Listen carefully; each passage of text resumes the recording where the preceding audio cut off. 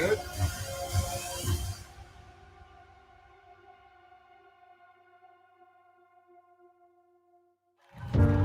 My name is Mike Iaconelli.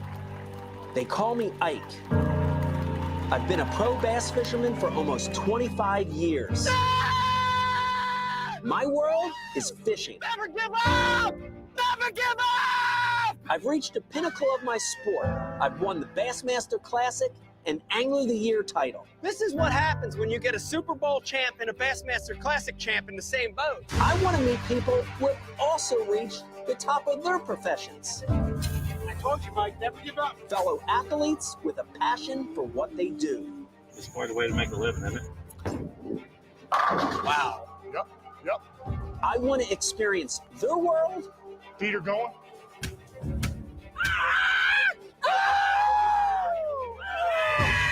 Then bring them into my world. Welcome to my world. You ready for this? I'm ready.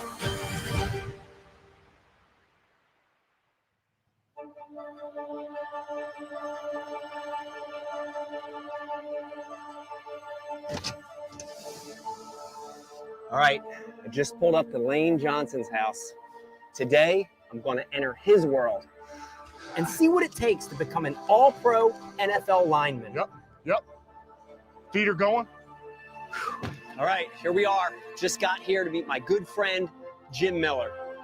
I'm here to step into his world and see what it takes to be a professional UFC fighter. I'm here to meet my good friend, Martin Truex Jr. Martin is a superstar of NASCAR. I'm here to jump into his world and find out what it takes to become a NASCAR champion. Martin! Mike? You're here already! Yeah, buddy. Are you saying you beat me here? I did. I got here quick. Welcome to my world. Here's the challenge. We got to catch a largemouth bass. All right. Oh, yeah. We got to catch a striper. Striper! No! We got to catch a channel catfish. Oh! Catfish. Our bonus fish today is going to be an exotic snakehead. I feel the pressure, man.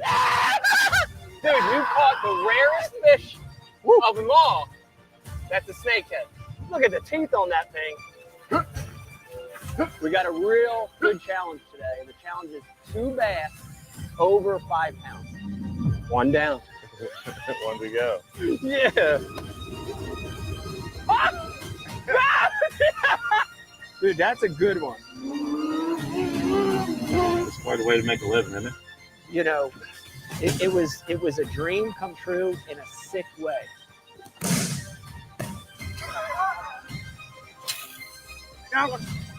Here we go. That's a good first fish, man. Beautiful. Nice, again! Yeah. Got him! Go. Ah! Let me out of here! Mwah. I'll take it. Welcome to my world. You ready for this? I'm ready.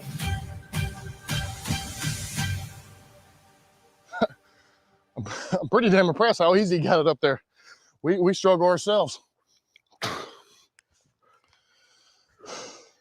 Just keep thinking about fishing.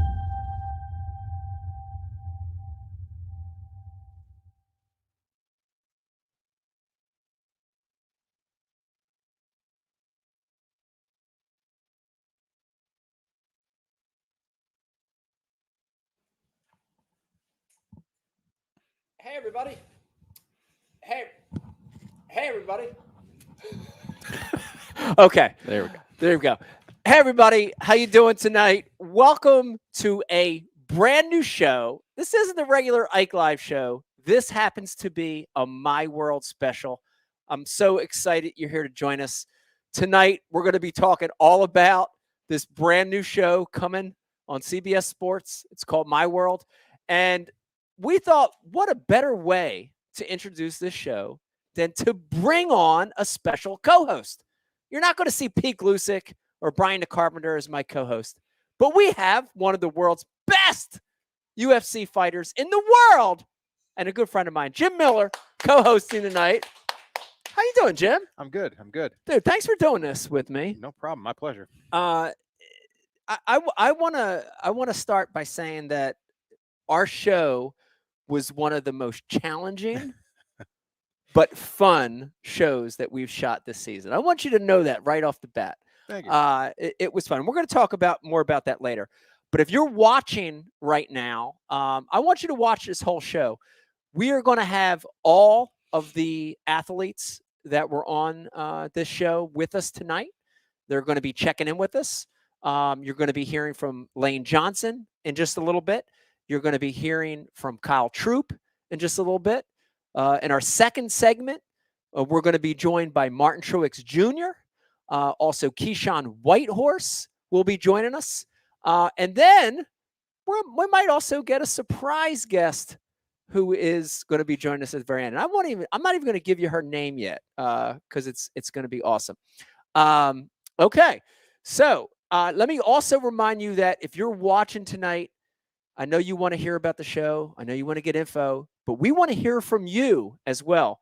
Your input, if you've got questions, if you've got comments, please send them through. We want to hear what you have to say. Let me intro the rest of the room real quick because these shows don't happen all by themselves. Let me tell you this. There's some people behind the scenes here pushing buttons, making plays. So producing the show tonight, we have our one and only, you know who the guy is, Brian the Carpenter, producing tonight. Brian, how you doing tonight? Good, Mike. I'm over here anonymously in the corner. Okay, anonymously in the corner, That's but right, you in the hear dark. his voice. Back Oh, there he goes. There's Brian the Carpenter. Also, Miss Rebecca joining us tonight as I would call you the assistant producer tonight. Or Yeah, I'm just going to make it so Brian doesn't kill me. Brian doesn't kill you. Okay, no, so she produced it. It's a fantastic job. okay, good job, Becky. Becky. And then last but not least, you know him, the one and only Rizzo, aka Riz, aka Rich, in the house tonight, producing and answering some IMs for us. How you doing tonight, Rich? Doing great, Mike. I'm excited for this. Can't wait to see the show tomorrow night. Okay, it's going to be great. Real quick, let me start off by saying, if you haven't seen the thousands of posts and promotions we've had for this, and Jim, we have had thousands of them. The show premieres tomorrow night on CBS Sports, 9 p.m. Eastern time. I cannot wait for you guys to see the entirety of this show. We worked really hard on it. I'm proud of the project. And here's the thing. I've mentioned this to a lot of people. And Jim, you can back me up on this. Dude, right now, the world there's a lot of crazy, weird, negative shit going on in the world, right? 100%. I mean, from politics to COVID to just the world is weird and strange and a lot of negative stuff going on. This show was fun. I had a lot of fun with you shooting this show. We laughed. There were ups and downs. I was entertained. It was a great experience for me. And I want to pass that to people. I hope people feel that when they watch the show. I want them to have fun. You know what I mean? This isn't nothing against any other fishing show out there, right? I'm a fan of them, all of them. I won't even name any names. All of them. I love fishing shows. But I want people to be entertained by the show. I want them to laugh. I want them to have a good time. I want to feel the energy that we had. I had a great time too. You know, Yeah. Both days in Yeah. the gym and on the water. It was awesome. Yeah. So Jim brought up, if you don't know, the concept of the show is really cool. And I'm getting to jump into the world of other athletes and try their world for a day, right? Whatever their sport is, prospective sport is. And I got to be honest, and Jim, you can be honest too. I'm not very good at anything but fishing. I feel like I'm sort of like a blank slate. I'm not that good at anything else but fishing. But that's good, right? Because I'm coming in clean, right? I'm not tainted. I'm ready to learn. No bad habits. No bad habits, right? And it was one of the most amazing parts of the show was me jumping into the world of the athletes like yourself. Your day in particular, because and I'm being honest, when I watch it, you know, because I've been a fan of yours in UFC forever, right?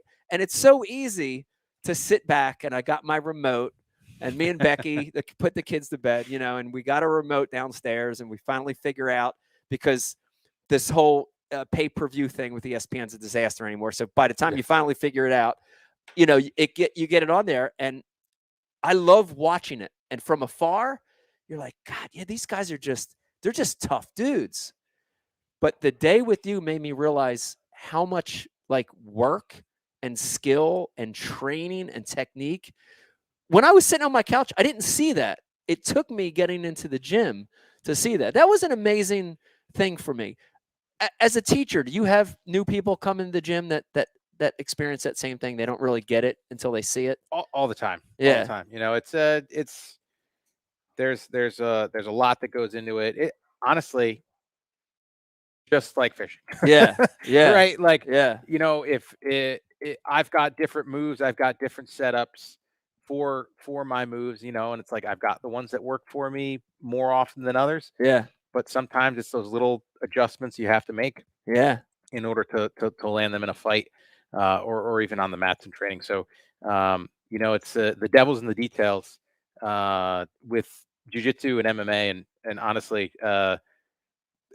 I think that day I probably wouldn't have caught any fish if, if I didn't have your help in telling me what bait to use and really how to fish it. So Yeah. Well, there's a lot of analogies, and we talked about it on the show a lot. And I hope why everybody watches this first season of My World, you're going to see these analogies. And you mentioned one, which is you can find comparisons between every sport and fishing. And we experienced it, right? And you just hit it right on the head. You can map out the day in your head. You can map out your fight and think you know what's going to happen, but you've got to be willing to adjust and to change. And we did that our day of fishing as well. We definitely did. Yeah, we had to do a lot of adapting. Speaking of training, before I get into that, I want to say something for everybody watching. And Becky, you're watching me like a hawk right now. I want to say this to you too. Jim, you're my favorite person that ever beat me up. I've been beat up multiple times in my life, from high school till adulthood, till now. And you're my favorite person that's ever beat me up. I'm honored. Yeah. I mean, having you choke me out to unconscious oblivion was a great experience. So thank you for that. You're welcome. I'll bet we can do it again. We might have to do that. If you guys are looking for bloopers at the end of the show, we might recreate that. But speaking of training, you've got, catch me up a little. You got a fight here in about 3 weeks. Yep. Yeah. So you're training hard right now. Talk to us about that a little bit. Yeah. So I'm fighting September 18th out in Las Vegas. Yeah. I can't remember the name of the card. It's I think a fight night something. There's so many at this point. Yeah. But yeah, this will be my 38th fight inside the UFC, which will get me the lead again in most fights in UFC history. And That's amazing. That's amazing. Isn't that? Yes. Round of applause for Jim Miller. Yeah. If you're gonna be dumb, you got to be tough, right? Oh man. Most people haven't done 38 things of anything that many times in their life. You've had that many fights, man. That's beast mode stuff. Yeah, Thank you. that's amazing. You're a veteran, and for me, I mean, does that feel good to know you're a veteran? Because I say that because I drew a kid this past week. I had a tournament up on Thousand Islands, and I drew a kid the second day, and you know, like he's probably all like in his mid to late 20s, you know, and he was like, "Yeah, when I was like 10, I watched you win that tournament on Gunnersville," and I was like, to me, I felt like that was like just a few years ago. And I realized, shit, that was in 2006. You know, it's like, how does that make you feel that you're a veteran with all these fights? Does it make you feel good? Does it make you feel old? Both. Yeah. Yeah, definitely both. It makes me feel good that, you know, like my name gets mentioned in a list of guys that I consider like legends in the sport. Yeah. You know, when you're talking about fights in the UFC, wins in the UFC, and some of the other things that we keep track of. Yeah. But then, yeah, on the flip side, it's like, man, like you think about it. You know, I made my UFC debut back in 2008, and it's like, that was coming up on 13 years ago. Yeah. You know. Yeah. So, you know, and then my kids always they just like to stick it and turn it, you know, and they're like, "Hey, you're gonna fight for another 10 years, right, Dad?" I'm like, no, not gonna happen. Oh you my know, God, that's awesome. Speaking of our episode, you know, there's a lot of challenges that you're presented with in UFC all the time, right? Whether it's an opponent, whether it's a move, you know, you've got to get out of this move. We had a lot of challenges during our day of fishing. And I know Becky had a note in here to not give away too much on each show, but I do want to mention that we had one of the biggest challenges of them all, which was the place we decided to fish had no water. Yeah. That was amazing, wasn't it? It was, yeah. It was. It's not amazing. I mean, it was crazy because like we had no idea. Like They were really shallow that day. they were Yeah. really shallow that day. But I would put it at a 2-mile hike. Does that sound fair? About a 2-mile hike in? Yeah. About 2 miles. And to hike 2 miles in to, like the whole way in, I'm just like, my heart's beating. I'm like, I cannot wait to fish. I cannot wait to show Jim this fishery. It's incredible. And I jinxed it because the day before when we were shooting in the gym, I said, man, I hope it doesn't go too, like, I don't want to catch him too easy. I said that to the producer. I said that to our producer, Nate. I said, I hope it doesn't go too easy. And here we walk in and we get there and it's like, we get to the clearing, the opening, and we look and there's no water in the place. Like it was empty. It had like 1 inch of water on there. That was the craziest, most disheartening feeling I've ever had because I had this high expectation. But we kept grinding. Mm-hmm. We kept grinding. We kept going. You caught a big fish quick, and then we did hit a lull. But we kept fighting. We kept persevering. Kept fighting through it, and we ended up having a relatively pretty good day. I would say. Yeah, it was interesting. A lot of ups and downs. Let me remind you, if you're watching right now, this is the My World special. I've got UFC champion, world champion, amazing fighter, Jim Miller, sitting next to me. And you are my co-host tonight. So that All right, yeah, co-host. Yeah, you're my Jim co-host. Miller, You're, you're Mike's champion. Yeah, you're my champion. If you have any questions, please let them through. Send them through to Riz. We want to answer those for you as well. Jim, here's a good question, and then I think we're going to get on a couple other guests if I'm correct. What was the biggest challenge in filming this show? What would you say the biggest challenge was in filming the show, besides the first lake having no water in it? I mean, we chose a fishing style. I think that was a little bit of a handicap. Yeah, honestly. Yeah, no boat. Yeah, no boat. Hip waders. Waders from the shore. Limited tackle. Mm-hmm. Limited tackle. So we definitely we narrowed our ability to get to where the fish were. Right. So yeah, it was but I grew up fishing off the shore anyway, so it's kind of a blast from the past, So yeah.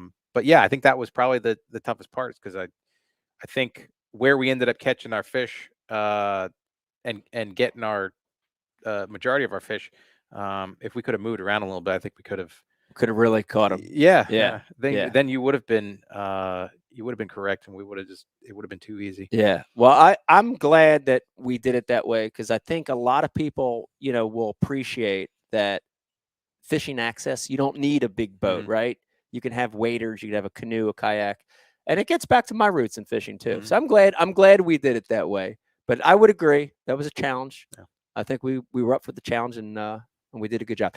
I don't want to give too much away. You guys are going to see it. One of the episodes, Jim Miller. You're going to see some ups. You're going to see some downs. You're going to see us fight through some challenges, and some exciting stuff happen for sure. We've got another guest checking in with us, Brian Carpenter. Who we got coming in here? I'm very excited to get our next guest on. Oh, I know this guy. Join us out, baby. Right now. There he goes, the one and only Kyle Troop. Everybody, what's up, Mike? How you doing, guys? Glad to be on the show. Kyle, how you doing? I've been doing good, man. We wrapped up the summer tour the last 5 weeks. We kind of limped to the finish line on the season there, but all in all, we led the points. So it was a good bowling season, and enjoying a few weeks off right now for the first time in probably about a year, since COVID, pretty much. Wow, that's incredible. All right, first question for you, and this is an obvious one. Have you fished at all since we were together? I have not, Mike. That was actually one thing on the plan here in the 2 weeks home. I was home all week. My buddy William, that I mentioned a few times, going out fishing with him. We've got some fishing plans coming up. So yeah, I'm ready to put the Ike rod to work. Yeah, I love it. It was Kyle. It was an incredible experience to get to fish with you, but for me, an even more incredible experience to get to bowl with you, and I've learned so much. For people watching, Kyle, talk a little bit about. They're going to get to see it in this episode, and I cannot wait for them to see this episode. But talk a little bit about your style of bowling. If I'm correct, you're one of 8 in the professional leagues that uses a two-handed bowling style.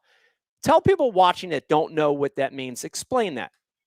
Yeah, so we could rewind back to whenever I was younger, little kid. My father was a professional, so he started me out with a heavy bowling ball as a kid. So I had to kind of bowl with 2 hands. As I got older, thank God that my father never changed me to a one-handed bowler.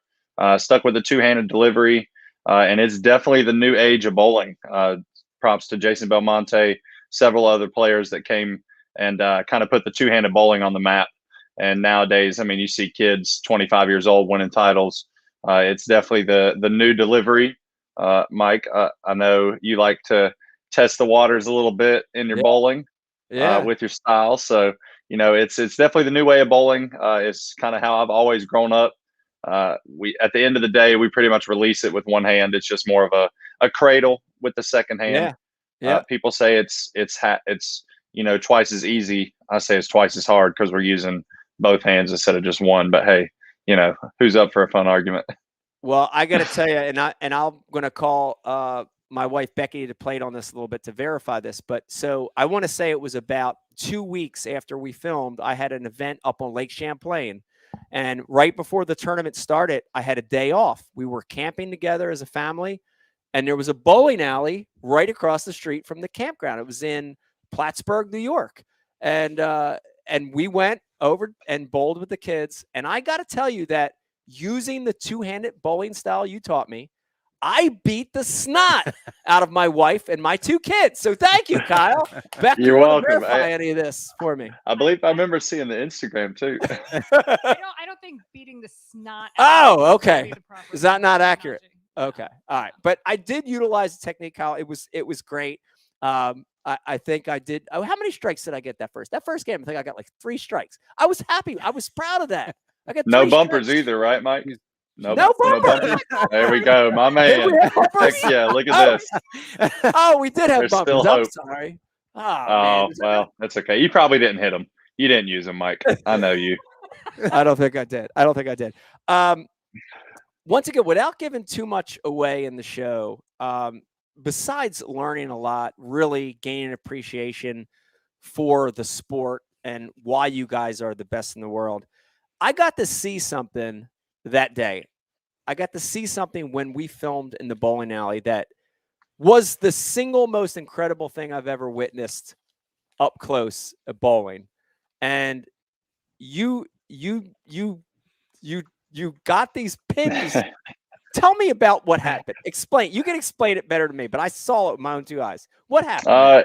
Yeah. So that was such a fun day of filming, and the difficult split came up. We don't make these splits too often, and I've only done it once in my life. I won't give away the split, but it was a pretty crazy shot. That's probably like a 2% chance across 1,000 attempts. Wow. And we gave it a good run, so we'll have to tune in and see the final result. But there might be some record breaking performances on the show. I don't want to give away too many secrets, but the pick may be coming out.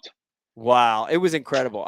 Jim, I got to tell you, and again, I don't want to give away what the exact thing was, but I can't even believe it happened, but he was able to get these 2 pins down, and there's no way. Yeah. It's like a 1 in a billion chance, and it happened. So I'm just for the record, you have not got that shot again since we filmed. Oh, no. I have left it a few times, which is not so good for me. But no, I have not made that. And, that's kind of the goal. We want to stay away from the splits. But like I said, it was kind of a little bit of a rough summer. So, maybe a few few more rocky waves, we could say, on the lanes in the summertime. But no, we're still searching for that glory day again. Man, that was amazing. All right, Riz, I know we got some questions coming through the IMs. What do we got? Yeah, that's right. This question is actually for Kyle.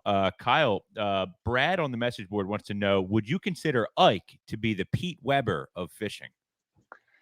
So, that was probably the most fun that I had, was really getting to know Mike. He's very outgoing, wears his heart on his sleeve, shows his emotions. So that's a very fair statement.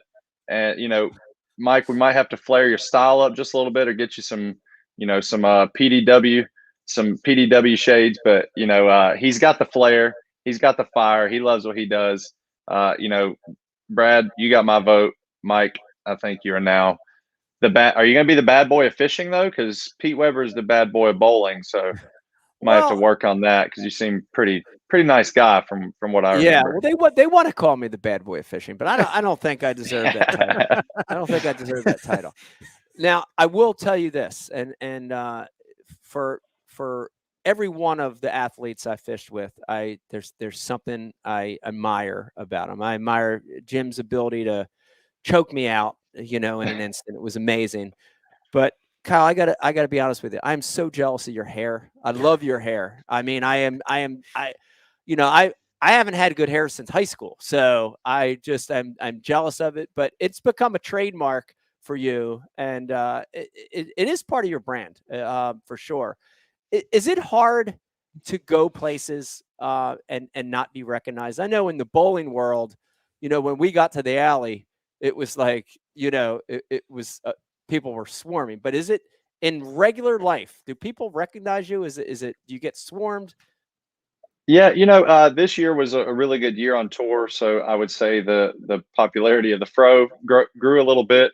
I knew I was starting to get recognized and kind of make it in the sport when I was getting recognized on the golf course. Because that's 300, 400 yards away. We had a group today that was really slow in front of us, and we kind of hit into him, and the guy was like, "Kyle Troop?" I'm like, "Yeah." I mean, that wasn't my ball, but yeah. He's like, "Oh, I bowl." So, it's very humbling, though, to meet fans, traveling through airports, going into bowling centers, restaurants. That tells me, more people are tuning into bowling. Yeah. That's what we want as bowlers. We want more people watching, grow the bowling family. So it's very humbling. I guess it tells me I'm doing my job, which, I'm blessed to be able to do. So, hopefully my hair doesn't stop growing anytime soon. I did get a new barber for the first time, touched it up. That was a nerve-wracking day, but we succeeded. And the fro is going to be ready for 2022. That's awesome. All right, Jim, I got to ask you, how's your bowling game, by the way? Not very good. Not very good. Not very good. Yeah. Okay. Would you consider trying the two-handed bowling style? Of course. Yeah. Anything will help at this point. Yeah. Yeah. I think you should try it. I think it would be a good move. The other thing, Jim, your UFC was sort of a fringe sport at one time, and it's grown now to what I would consider a mainstream sport. Do you have any advice for Kyle as he travels through this progression of bowling becoming more mainstream? Enjoy the ride. Yeah. We enjoy the ride, bud. The being recognized. Yeah, I get confused, or people confuse me with other fighters all the time. I guess I look like everybody. The weirdest place that I have gotten recognized was in the bathroom at a Walmart, though. Wow. That is strange. Yeah. Can you tell us that story? Well, I was in it, going to the bathroom in the urinal, and some guy came to the urinal next to me, and he's like, "Oh, hey, Jim, what's up?" And he sticks his elbow out for an elbow bump.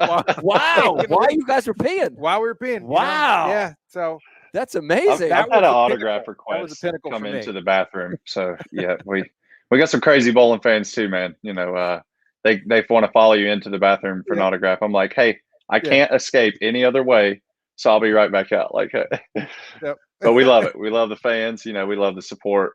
And I have to say, Jim, at least you get recognized for other fighters. I've already seen in the comments. Bob Ross is definitely my alter ego. We paint happy strikes, and enjoy the splits. That's great. Well, my guy that I was compared to growing up, and even now, is Eddie Munster from the Munster. So so Bob Ross is a good one compared to Eddie Munster. I know I have those weird ears. What's your weirdest story, Mike? My weirdest story? Oh, I've got of a fan. Yeah. Oh, I've got a lot of good ones. I don't know what bathroom stories. I remember the guy at Cracker Barrel that cried. Yes. Yes. Yeah, I have a lot of criers. I have a lot of you know, like when you meet somebody, you meet a fan and you shake their hand or you bump them. A lot of shakers, but here's the thing, man. It's they love it. Yeah, to me it's very humbling. Yeah. It's very flattering. Like I can't even explain it, but to know that you're evoking that emotion from someone, that's a powerful thing. And if people have enjoyed watching me fish over the years and inspired people, dude, is there anything like that in the world? It's a great thing, right? Yeah, it's awesome. It's a great thing. And I know both of you guys have that. And the ability to give back to kids, Jim, I know you do it. Kyle, I know you do it, teaching kids. And man, it's an amazing thing. Bowling. So, hold on. I want to dive in for a second. You do. Come on back, Devin. Jim, you've hung out with Mike many a time. So there was probably nothing surprising in your shoot because you kind of know Mike. You know what I mean? Yeah. But Kyle, is there anything that you expected or didn't expect? Something that surprised you? Was he who you thought he was going to be? Or do you have any like from not knowing him and we threw you into this? And one of the things is that it's kind of fun. Half the guests Mike knows, like for season 1. The other half of the guests Mike didn't know. And we made a point to not let you guys interact whatsoever. Yeah. We stuck a camera on you. Yeah. Because we wanted to see what would happen. So do you have any memories from like meeting, being on the boat, like anything like that you expected or didn't expect? Well, I do remember my first impression was that's a sick boat. So I knew I was in for a fun day when I seen the boat. But, you know, I knew Mike celebrated a lot. I guess, spoiler, we may have caught a fish on the show. And I may not have been ready for the celebration. I mean, I knew it was full send. You know, I pick it out in my celebrations. I get pretty amped up. But that was next level. And, you know, I kind of took that to heart. I was like, hey, I need to have the Ike blood when we get on TV next time. That was pretty shocking. I mean, you know, the fans and the viewers, they'll get to see. But I think I was a little in shock at first, and then I'm like, okay, I can deal with this guy. Yeah, this is my kind of style here. That's awesome. That's awesome. And here's the thing. I want to talk you up a little bit, Kyle. Jim, you've fished since you were a kid. We've fished together a lot and out here on my lake, and I knew you had skills. I knew you were a fisherman, right? With Kyle, you know, I'm being honest, Kyle, right? I didn't know what your level was, your fishing level was. You were one of the quickest studies I've ever had in my boat. And I'm not just saying that because this is a My World special. I'm serious. You were one of the quickest studies, and you picked it up like that. I was so impressed with that. But I think, Jim, I honestly think a lot of top athletes have the ability to do other things really quick, right? Because it's the mindset of a top athlete. You know what I mean? I like to think so. Yeah. Yeah. So, Kyle, you picked it up super quick. It was amazing. Well, thank you, sir. Hey, you know, the good learning starts from a good coach. So, thank you, Mike. You definitely showed me the way on the water. It was a lot of fun. I still got to show William a few things. Got to show my buddy a few tricks that we learned on the water. That's awesome. Well, it was fun. I got another quick question. What do you think was the hardest thing and what was the easiest thing about filming our particular episode? What was the hardest and what was the easiest? The hardest thing would probably be, you know, the scare of the hurricane, you know, just wanting to make it back home, make it to my next bowling tournament. I'm not a huge water person to begin with, and then you got me out on a boat in a hurricane. But you know, that was it's like, hey, Kyle, come on up. You know, come on up on the show. It's gonna be cool. A little hurricane. It's only 70 mile an hour sustained winds. Come on. My world of chasing storms with Mike Iaconelli. But you know, that was pretty tough. I was like, all right, well, you know, I told my parents I love them, so here we go. Let's go catch a fish. But and then the easiest thing, you know, and I say that was the difficult part, which I think then brings it to the easiest part was I think just filming in general, it all felt pretty natural. I felt like we connected pretty early. We had a good time. I mean, I felt like by the end of the show, by the end of filming, we had known each other for quite some time. So, I felt like the filming in general, and we were two great professionals at our professions. So it was, just a blast doing the filming. And I felt like that was the easy part. Maybe catching the fish was a little more difficult, but, hanging out, having a good time on film, that came pretty natural and was a lot of fun and a memory that I'll keep for a long time. Yeah, I'd agree with that, and I cannot wait for people to see our episode. If you're watching this right now, keep your eye out. The premiere again is this Monday on CBS Sports, 9 p.m. Eastern Time. 6 straight weeks, 6 great shows. I cannot wait for you to see Jim Miller Show, Kyle Troop Show. It's going to be great. Kyle, before we let you go, what's next? What do you got? Give us an update on when does the tour start back up? What do you have the rest of the summer, this fall? What's coming up for you? Yeah, so actually in the fall, so our PBA Tour season is pretty much wrapped up for the year. We do have the Chris Paul Invitational. The TV date will be released a little later in the year. That'll probably be like a fall event. But then after that, we're doing a lot of coaching. I've got a lot of clinics set up. I'll be going to New York, Idaho, and Vegas over the next couple of weeks.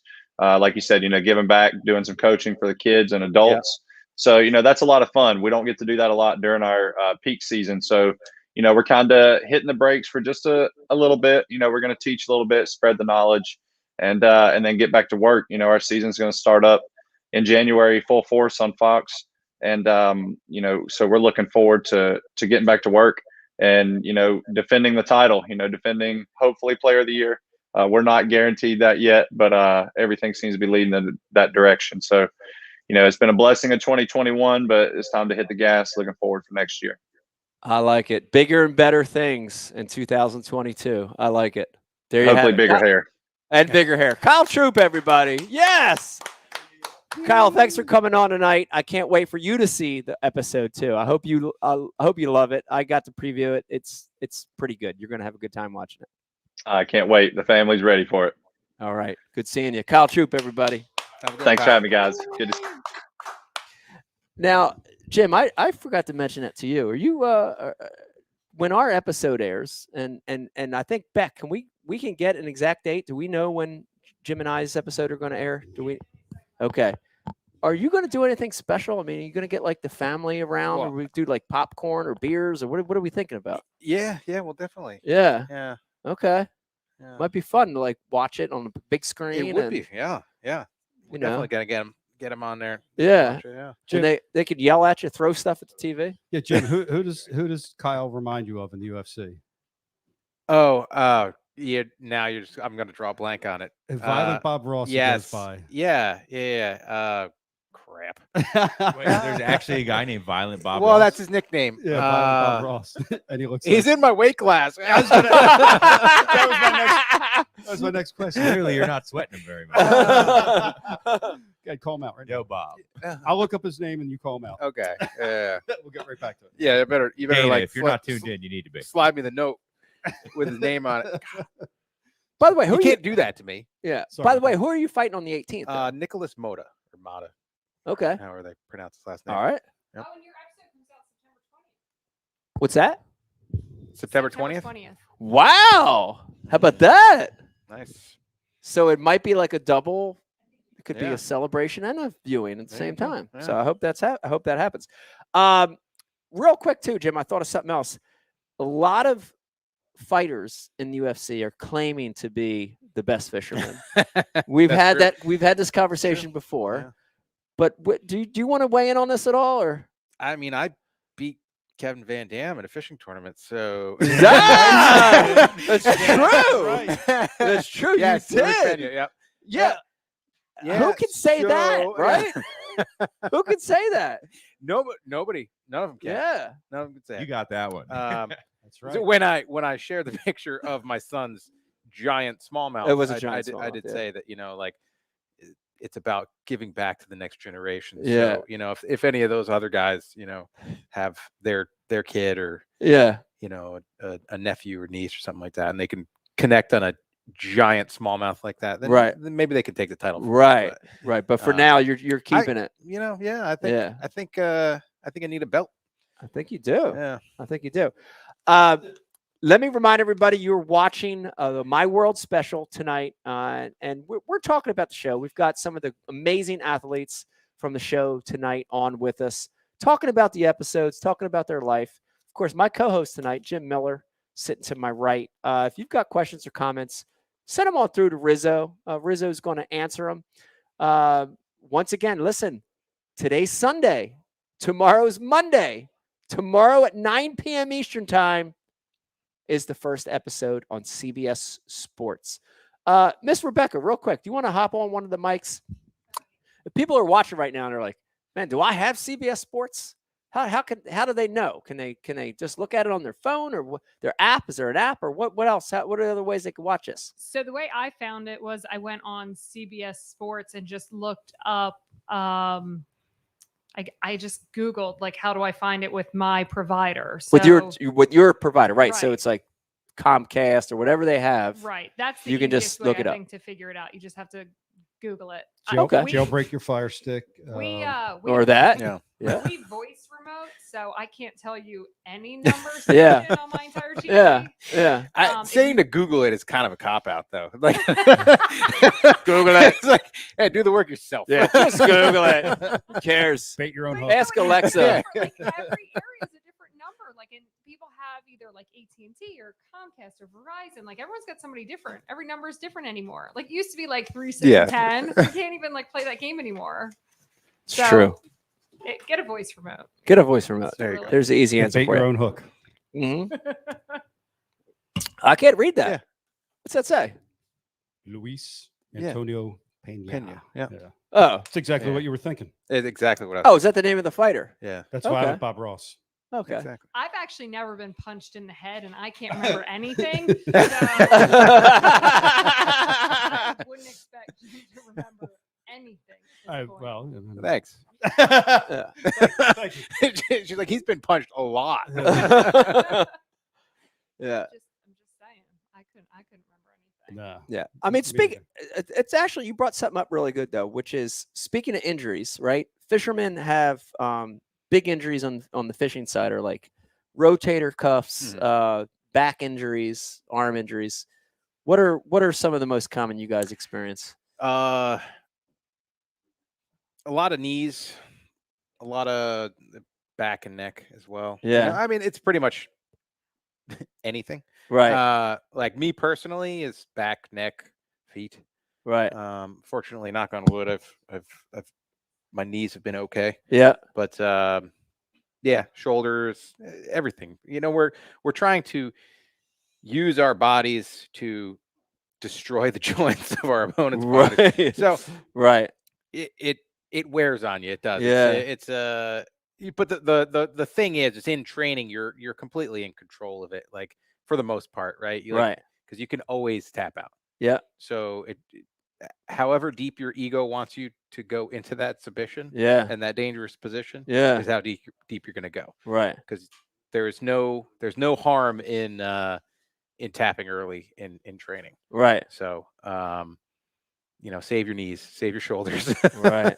Right. Yeah, and train another day. Train another day. We've had some amazing. Yes, Brian. Did you just raise your hand? Yes, I did. I raised my hand. Okay. Ooh, We got- me. Jeff Olson on the chat board says Oh. YouTube TV has CBS Sports Network. Wow, that's a good one. Yep.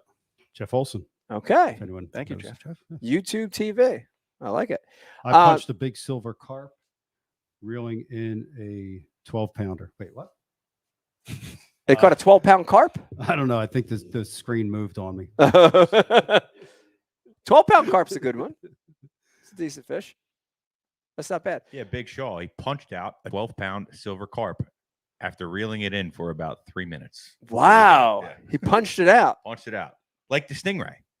Oh, He must have yeah. learned that move from Brian. Wow. Stingrays can punch back.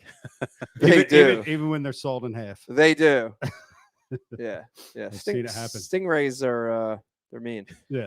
They're badass. Rest in peace, Steve Irwin. Yeah. This is true, Yeah. man. So I will, since you brought it up, I will tell you the story. So Brian got it in the finger a few weeks ago. They were out shark fishing. Yeah. They caught a stingray. They were. We were cutting it up for bait afterwards. It was Right. a good sized cow nose ray. It was Right. a big one. It was over 3 feet Yeah. wingtip. Yeah. And we had one wing sawed off. We had the other one just about, I swear, it was just cut through the last sinew. And that thing, with this last dying piece of energy, just flap! Gotcha in the Got me finger. right in the Up and pinky, got dude. him. Gotcha in the pinky. Yep. Yeah. Yeah. Talk about pain. Right. Yeah, Jim, you don't know pain. Still, You don't know. You don't know pain till You don't know you've been hit in pain the pinky by- until you've been stung by a stingray. You don't know pain. In the left pinky. Yeah. Grazed in the left pinky. Just not even a puncture. Just a graze. Let me tell you about pain, Jim. It's a bit of a flesh wound, you know. So to make you feel better though, Brian, I will tell the Go story ahead, again. Mike. Put yourself out there. I actually had a stingray injury myself. Yeah. In my foot by a much smaller stingray, but as painful, I would tell you for sure. And I don't tolerate pain very well, but it was bad. It was bad. And we did all the wrong things. So I get stung by this thing, and I'm dying. I pee on it. Yeah, I hobble out. I wish we would have peed on it. I hobble out of the water, and it's a puncture wound there. And I don't know. I'm like in pain. And Becky grabs ice, which is the exact opposite of what you're supposed to do, because it doesn't draw it out. Ice pushes it back in. So I put the ice on it. I'm like, for like 30 seconds. And then it was like, it just came back like 10 times worse. It was bad. Stingray's bad. I mean, it's a bad, sounds pussyish, but it's actually pretty, it hurts. Yeah, it does. It hurts really bad. Yeah. Did you talk about getting carried off the beach? I did get, I got carried off the beach. Yeah. And by my daughter. Did we get all the details? Who at the time was probably 18 or 19, right? She was so mad and Oh, so yeah. annoyed because he was just screaming and she didn't know what was wrong. He was hanging on her like a baby, like he was trying to be cradled by her, and she was so horrified and like a teenager annoyed, but like she's just looking at me like, Becky, please help. Like, what is wrong with him? Dude, it was a wicked pain. It was so bad. I mean, the pain never subsided. Got in the shower. Like, I mean, like 40 minutes later, I'm like, I feel like I'm dying. I'm not really dying, but I feel like I'm dying. So Becky takes me to the emergency room. There's an emergency room down the road. And the dude there at admissions was a local guy. And he knew. He's like, yeah, it's a stingray. He's like, we'll get you right back. Thank God, took me right back. And they give me a drip with pain reliever in the drip. Oh, wow. Nothing. Oh, dude, the whole fucking bag's gone. The bag drips in there, nothing. I still dying. I am dying. I'm like, the pain You can't is, form sentences, but your dude, legs the still pain hurt is so bad. bad. Have you ever been in so much pain where you're throwing up? Like, I'm serious. Like, I'm nauseated. This is how bad the pain is. Finally, the dude comes out with a syringe. And like, this is we're in Grand Cayman Islands. So Right. it's not like this little pretty. Is it like witch doctor or what'd you have? Well, listen to me. It's not like a little pretty. No, No, it's a You were hospital. the first person to lay in this bed. I know. Lay in this room. I know. No, it's It was above an auto garage. It's a brand new. No, it is a brand new hospital, but it's not like a little pretty COVID vaccine Hospital deli. syringe. Right. This dude pulls out like looks like a turkey baser, right? And I don't even care, dude. I don't care. I'm like, bring that shit on. I don't care. And I'm watching, and my foot's just propped up there. I don't care, dude. Giant turkey baser, freaking thing. The plunger's that big, the needle's that big. 15 Jams it in the wound. I watch the thing go in the wound. I even hear the noise, like the squishing noise. Yeah. I don't care. I don't care. I'm like, give it to me, baby. 3 times. And 3 times yeah, injected it. inject it, and it finally, like, it was probably 5 or 10 minutes, about 10 minutes, dude, and it just hit the relief, and it was like a weight lifted off your shoulder. Like, I was sweating, dude. I was sweating. I stopped sweating. I was like, it's like you took a massive shit. It was just like, oh my God, thank God, you know. It was that feeling. just like a relief. You know? Stay out of the ocean, Jim. It's funny you mentioned that because the most pain I've ever been in had to do with a shit. Taking a shit. There you go. Well, so you know exactly what I'm talking about. And bad seafood. Wow, bad seafood. Really? Yeah. Well, I want to hear the story. It was like a week and a half before one of my fights when I was fighting on the local circuit, and I was still working construction for my father. So yeah. we get lunch from this deli, and we'd gotten there like almost every day. And so I was, dieting, so I just get like a tuna fish sandwich, Yeah. And I remember like biting into it. I'm like, this tastes a little off. Yeah. And of course I'm hungry, and so I just chow down on the sandwich, Yeah. and like even though the tuna fish tastes like lobster. Yeah, something wasn't right. Something wasn't right. Yeah. So I ended up getting like a food poisoning. Yeah. And the opposite, what you normally think is it comes out a lot, it actually like made me constipated.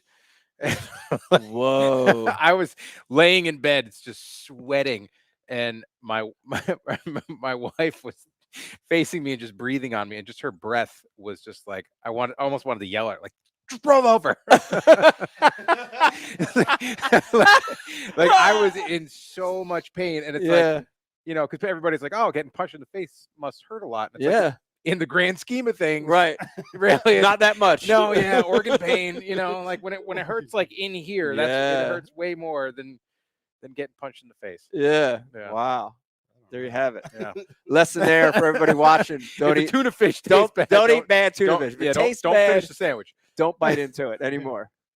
We're going to continue on. I think we have our next guest joining us, and very, very excited to have him on this show. I think we've had Lane on before. We've had him on Ike Live show. Yes, It's very nice to have him back. Joining us now, the one and only Lane Johnson, everybody. Yes. Come on, everybody. What's up, Lane? Man, I'm sitting here about to watch this Jake Paul, Tyron Woodley fight. So hopefully Tyron Woodley can win for the sake of athletes everywhere. Yeah, seriously. For Now, all humanity. Yeah. Now Brian the Carpenter made a good analogy between that fight and fishing, and you call Jake Paul the Guggen squad. Well, in this new reality, yeah. This is what happens. That's what happens. Jake Paul, the snakehead of the Schuylkill. The snakehead, the baby snakehead of the Schuylkill. Yeah. How's the summer been, Lane? How's fishing? How's fishing been this summer? Man, I miss it. So I actually did a lot of fishing back home.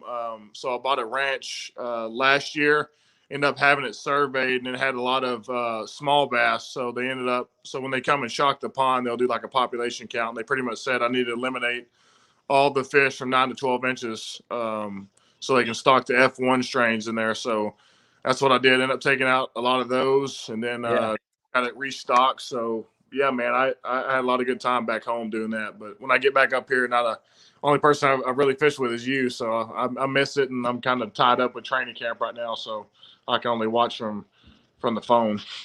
Man, you're if I'm correct, about 2 weeks away. Is that right, Lane?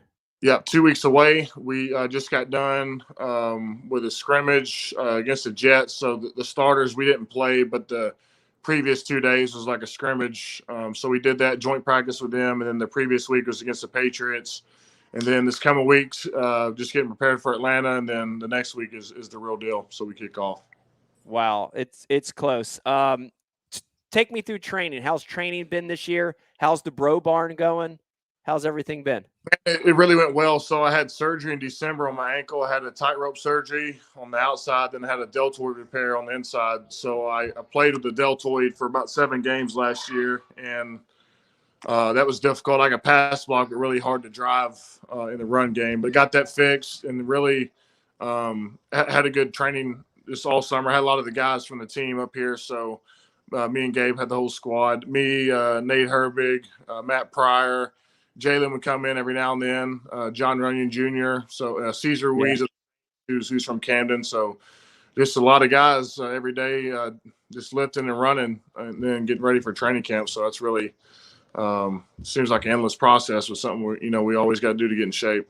Yeah, it was an amazing experience, Lane. The episode that we filmed was one of the first episodes of this first season of My World. And I got to be honest, you were, I don't know if you remember, but when I pulled up to the Bro Barn, I was very intimidated. I was very intimidated by, not just the facility, not just the size, the work ethic of you guys, but the equipment itself. I was very intimidated. But you guys made me feel welcome. You made me feel at home. And man, I gained this new appreciation for how important that training is. And I think a lot of people don't realize that. They come back, they sit on their couch on Sundays, they watch the game, and they don't see it. But you guys train hard. It's strenuous. It's a lot of work.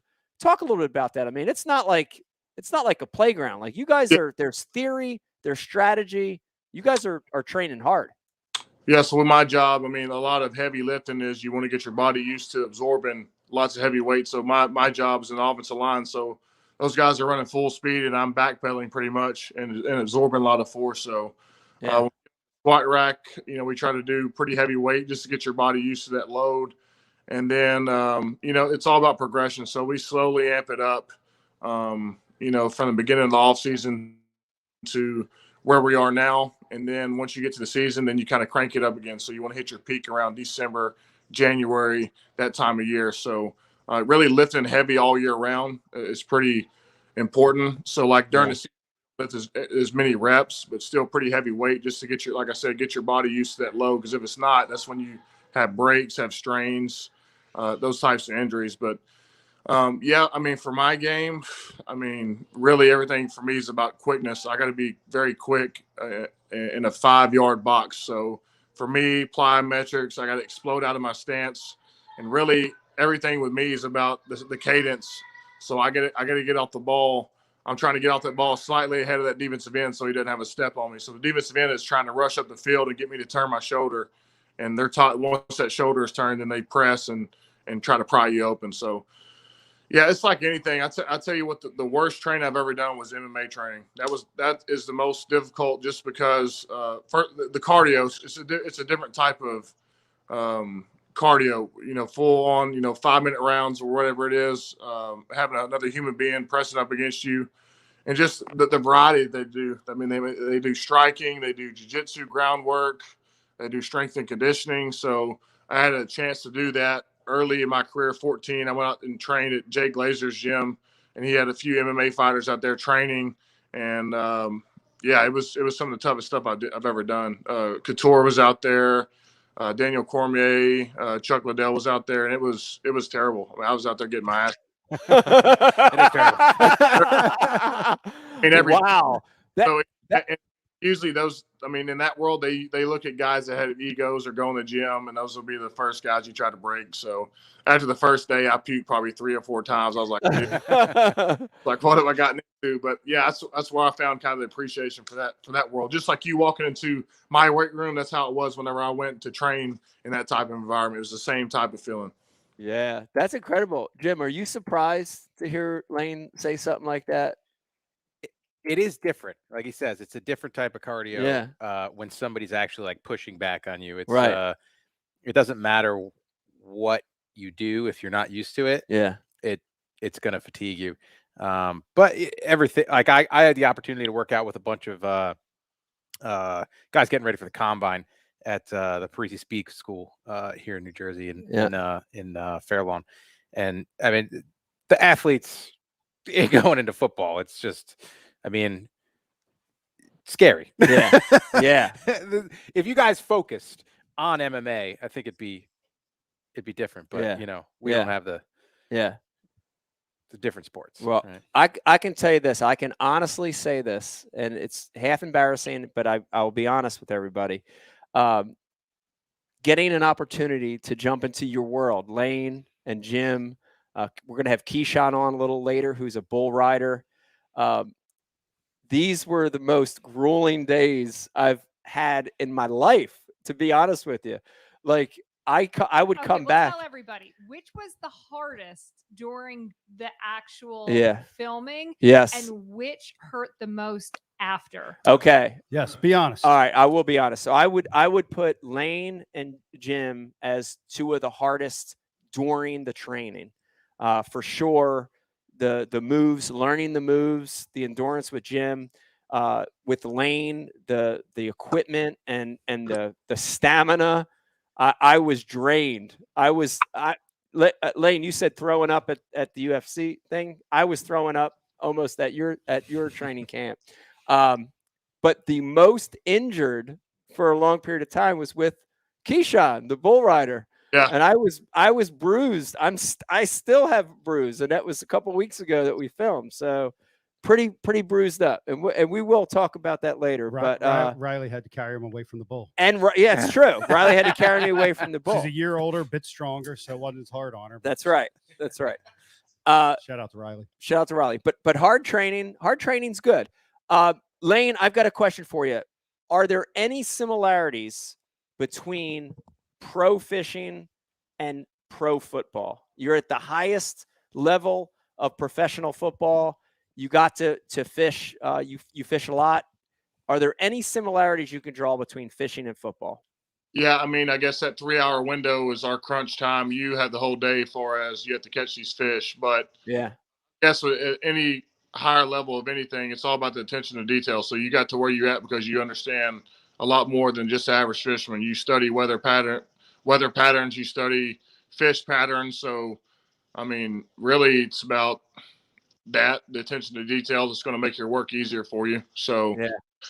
You have those trial days before the tournament where you're trying to gather as much information on what you're going to be using, how to catch it, all that. It's kind of the same thing when we're game planning for a team.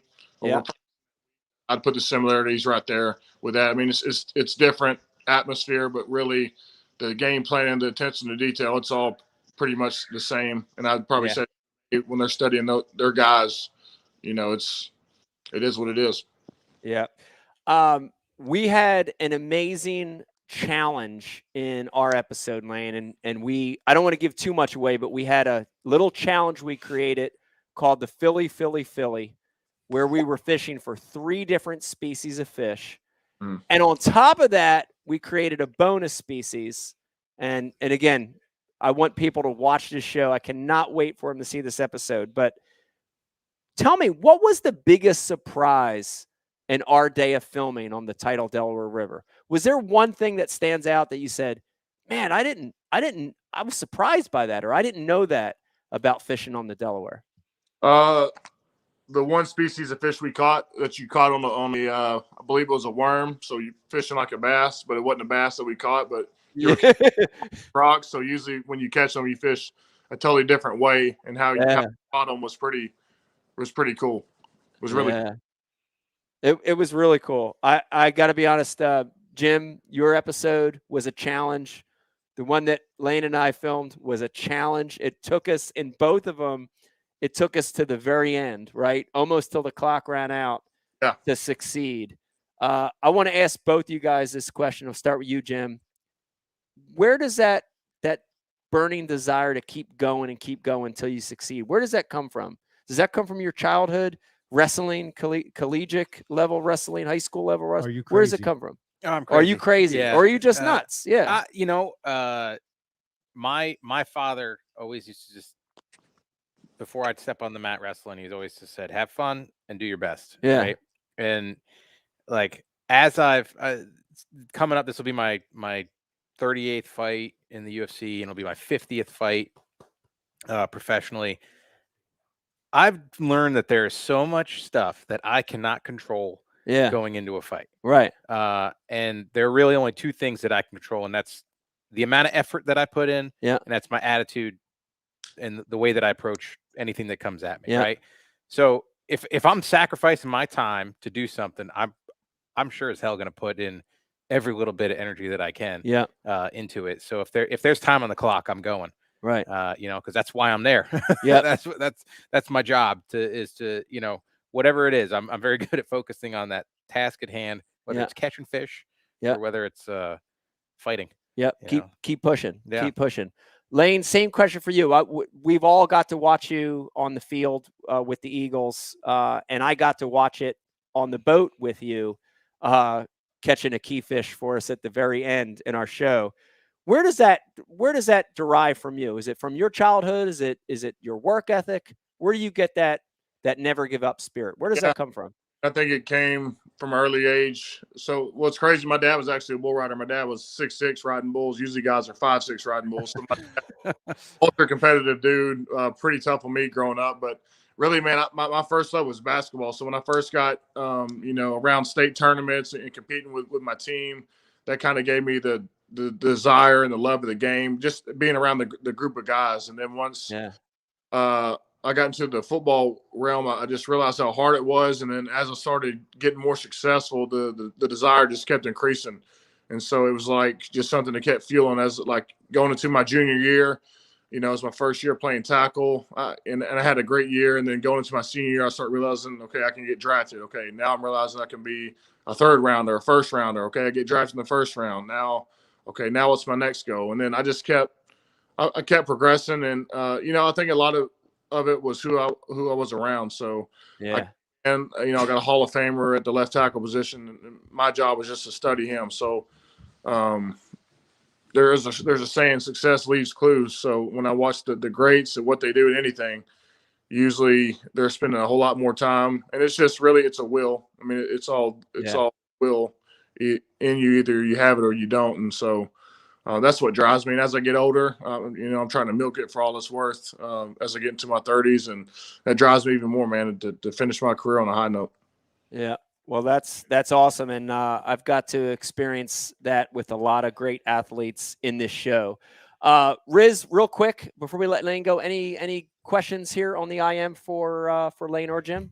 Yeah. So Watson on the message board wants to know, Lane, how would you Watson? Yeah, Ronnie? Watson, maybe Ronnie, but Watson on the message board wants to know, can you see why growing up on a tough body of water that you got to experience, like the Delaware River, can help shape an angler to exceed under pressure? Obviously, when you guys were out there, and I got to be with you guys on this one in the camera boat, like you said, Mike, tough. It went down to the wire. Talk a little bit about how that kind of tough fishery can help, mold somebody to be successful. That's the first thing Mike said to me. He said, "Man, you're spoiled. You're from the South. I grew up fishing this river. I grew up fishing these." that's exactly what he said. So no, promised land, the milk and honey, and he was on there on the dirty streets fishing in the sewer gutters. So so I think as he got more, or as he got better, and he started catching fish on tough bodies of water, he realized he can go to some pretty nice places and probably do really well himself. So I think that just probably drew him even more to be where he is. But that's the first thing he said to me. He was like, "Man, you were spoiled down there in the South." So that's why he has that edge to him, because buckle up, get ready. This is the Delaware. Delaware. That's true. That's awesome. So true. And Lane, I had such a good time filming our episode. I can't wait for you to see the full episode. I can't wait for people to see it. I think they're going to enjoy it. I think they're going to have a fun ride with us, both at the Bro Barn while we were training and on the water. I think they're going to have a blast. Before we let you go, Lane, give us a prediction for the Eagles this year. And I'm hoping you give me a good prediction, because I'm going to be watching every game.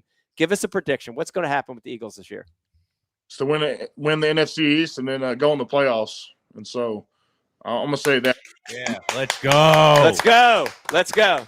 My goal is to win the division, and then you can go from there. Usually good things happen when you win the division. So, but right now we got Atlanta week 1. We got a 17-round fight, and, that's just to get to the dance. So we're in round 1 coming up.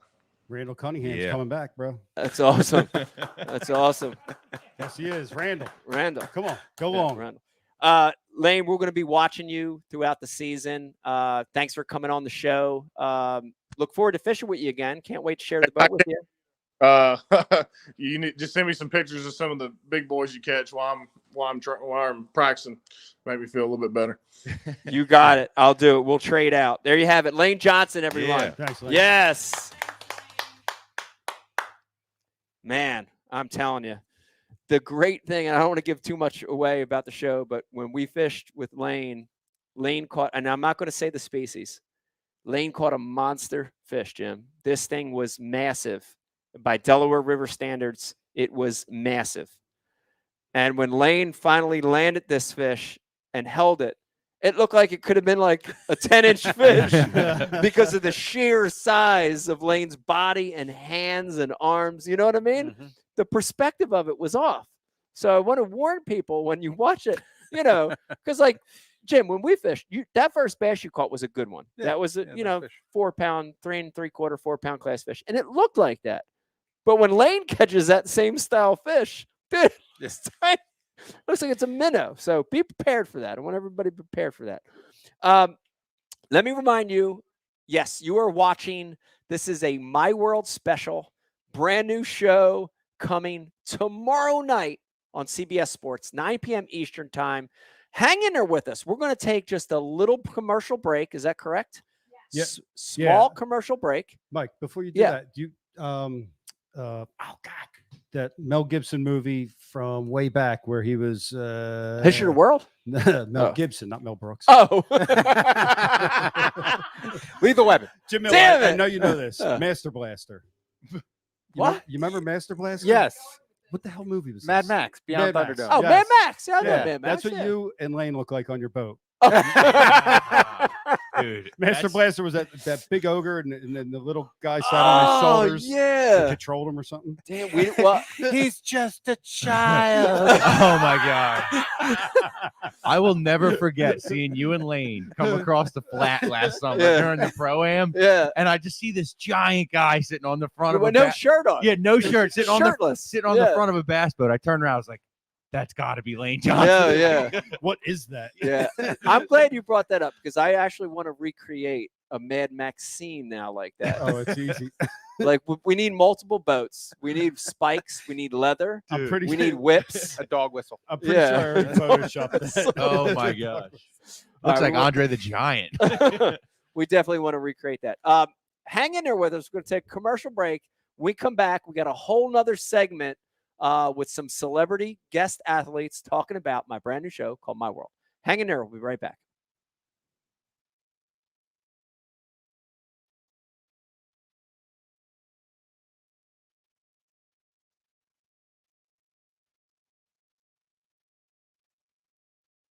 I am actually going to cast it. To everyone who went fishing during the pandemic, it's been nice getting to know you.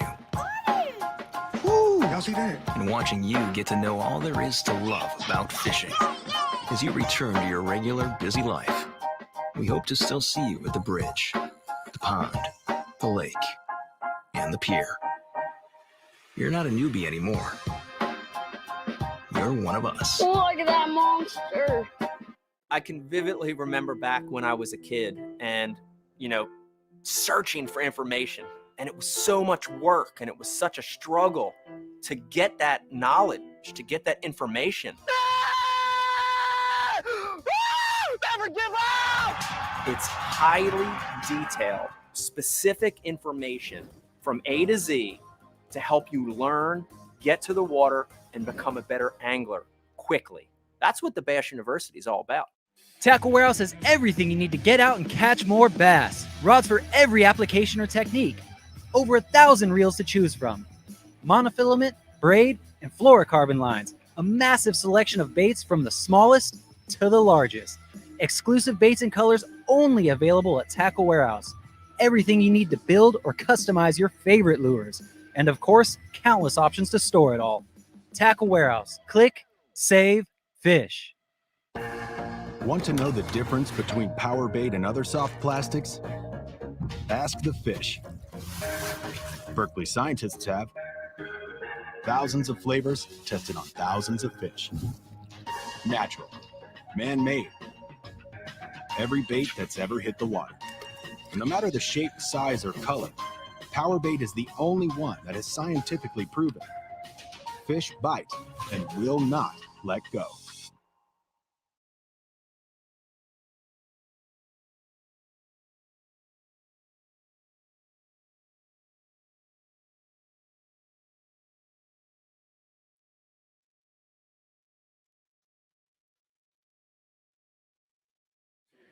All right, there you have it. There you have it. Welcome back, everybody. Smooth. Smooth. That was a smooth transition. Welcome back, everybody, You're watching a My World special. Here we're talking about the brand new show. My co-host tonight, man, I'm so excited to have him. Way better than Pete Glusick. Jim Miller. Right, we look good at our jobs also, by the way. Pete, After that. don't be mad, Pete. I'm just kidding. Don't be mad, Pete. I'm just kidding. Jim, it is great to have you here. Thank you for coming and sharing the night with me. I just want to talk about prepreration. So, Jim, how long is a camp for a fight? It all depends on how much time they give me, man. Yeah, sometimes I like about 6-7 weeks nowadays. 6-7 weeks to prepare for a fight. Yeah. And Mike, how about you for a tournament? A tournament, I would say, you talking about like official practice. I like to have 3 full days of practice, but that's not on the surface what I started thinking about it months before. You do research. So there is mental practice, there's tackle prep. Yeah.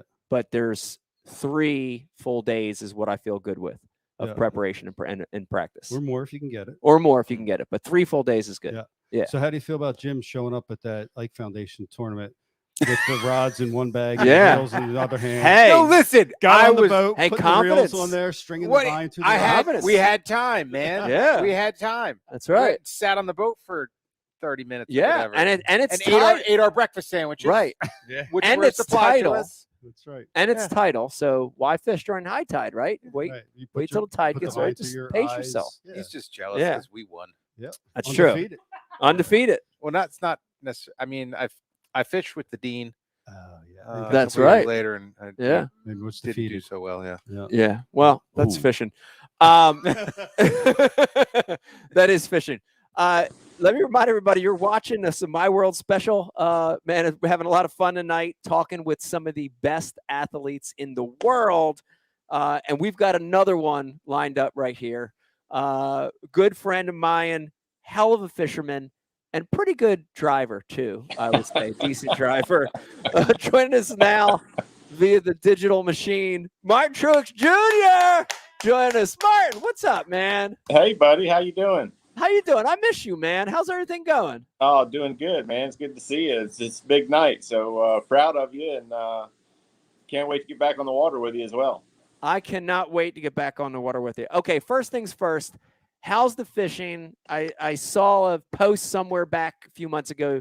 You were fishing with some guy named KVD. I don't even know who is that. I don't even Who's know that who guy? it is.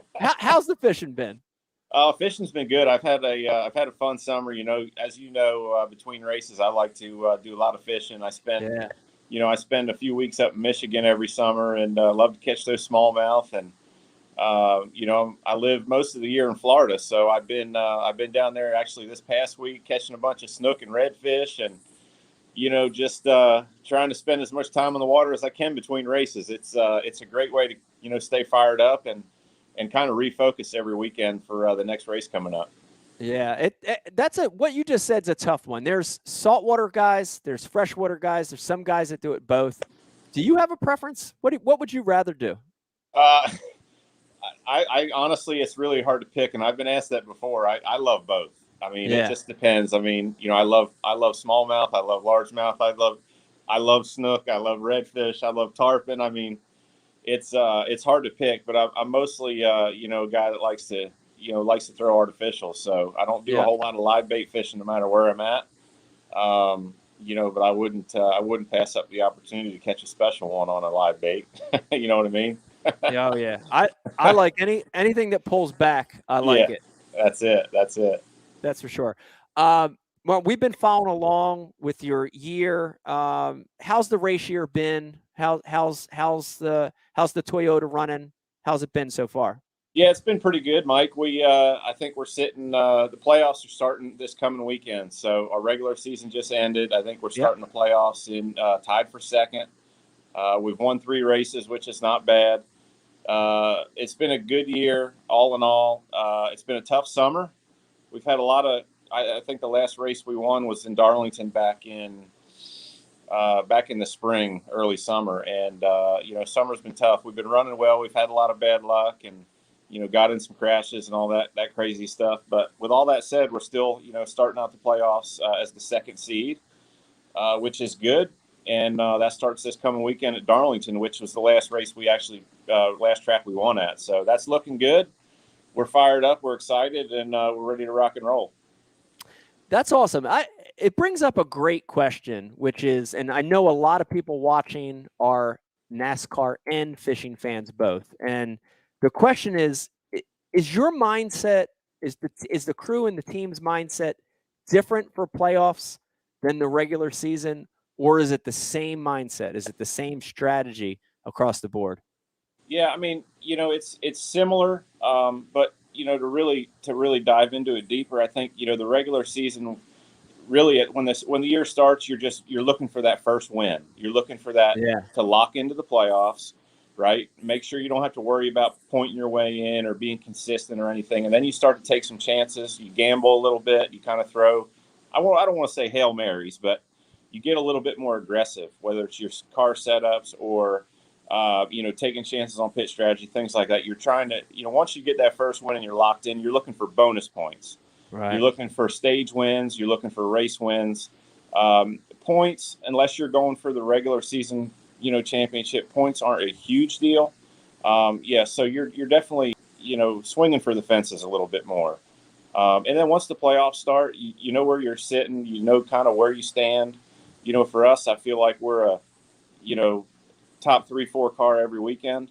And, we're starting in a good spot. So like this first round is 3 races and 4 guys get knocked out. And we're going to go out trying to swing for a win, but we're not going to beat ourselves and take a big chance and have a chance of getting knocked out in that first round, because we're sitting pretty good points wise. And, at this point you can kind of just try to be consistent and do your deal. If we run top 5 the first, 3 races, we're going to be, easily on to the next round. So you kind of got to play it a little bit safe, but also trying to win at the same time. Yeah, I can relate to that. A lot of strategy in fishing as well in our events. I want to go back to our shoot, and I got to tell you, and I've almost said this to every guest we've had on tonight, but what an amazing experience I had with you that day. And I really got to jump into your world in 2 different arenas, which was great. I got to learn the basics, the very, very basics, in a way that I think a lot of people start to fall in love with the sport, right? And that was amazing.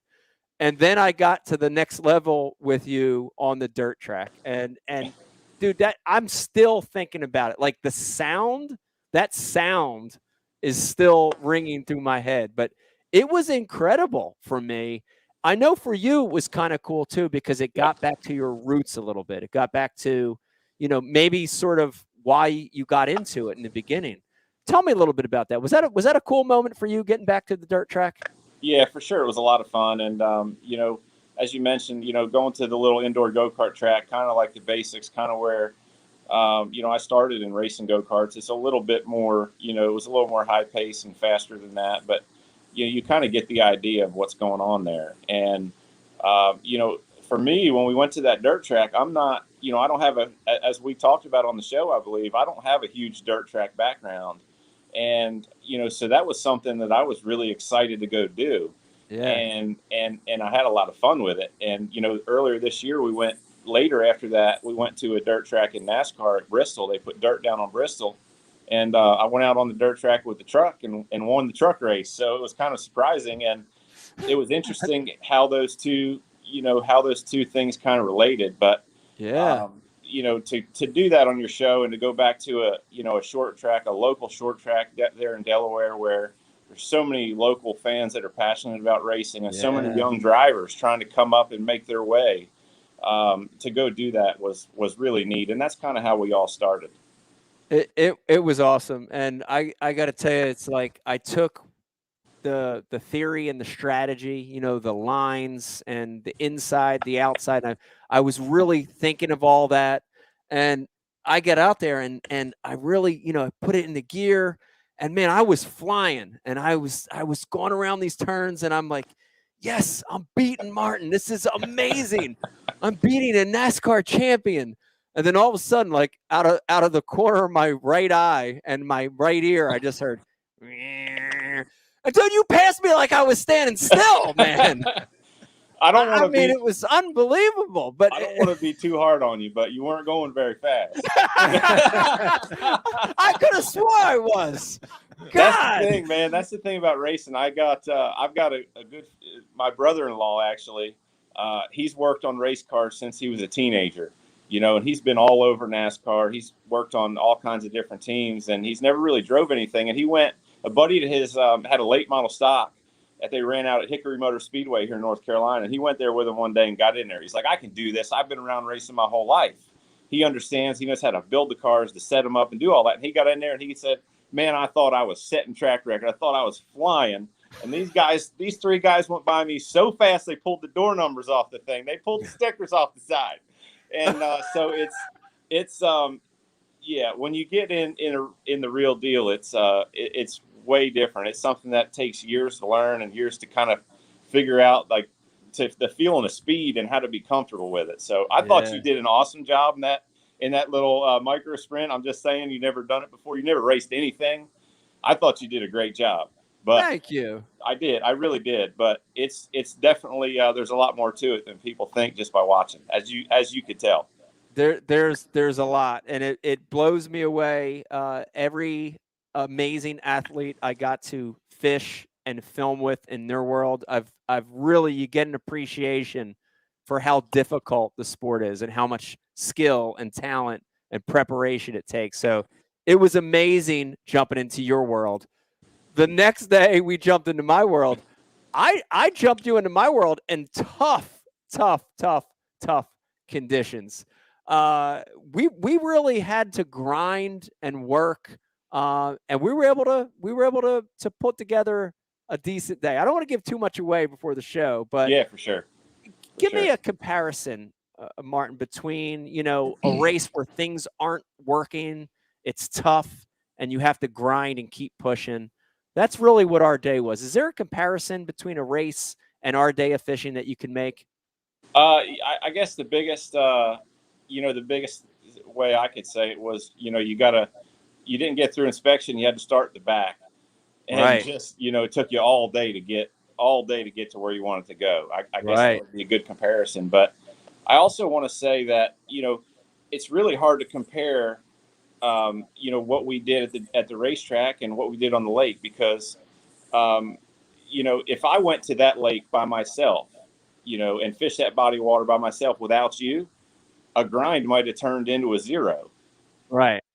So, getting out on the racetrack and making laps, you can make laps, right? But how fast can you go? That's kind of where the difference comes in. Yeah. And on the lake, I had a huge advantage, obviously, because, you were the captain and you knew the place, so you knew where we were going, and it was still tough. So, I guess what I'm saying is a lot of times that, the fishing side of things, like, you guys don't get enough credit about how good you are at looking at a map of a lake you've never been to and using your intuition and saying, here's the spots I want to start on. Here's what I'm looking at, and then really breaking it down after you kind of feel it out a little bit. It's pretty impressive. Yeah, it's definitely a study, and competing against a living creature, it doesn't always go the way you want it to. They don't always listen to the book. But you know what? In hindsight, and I want people, I cannot wait for people to see our episode. I hope they appreciate that, we're thrown into real conditions. Jim, when you and I fished, there were no stunt doubles. There was no recreations. It wasn't a private pond, right? These are public fisheries.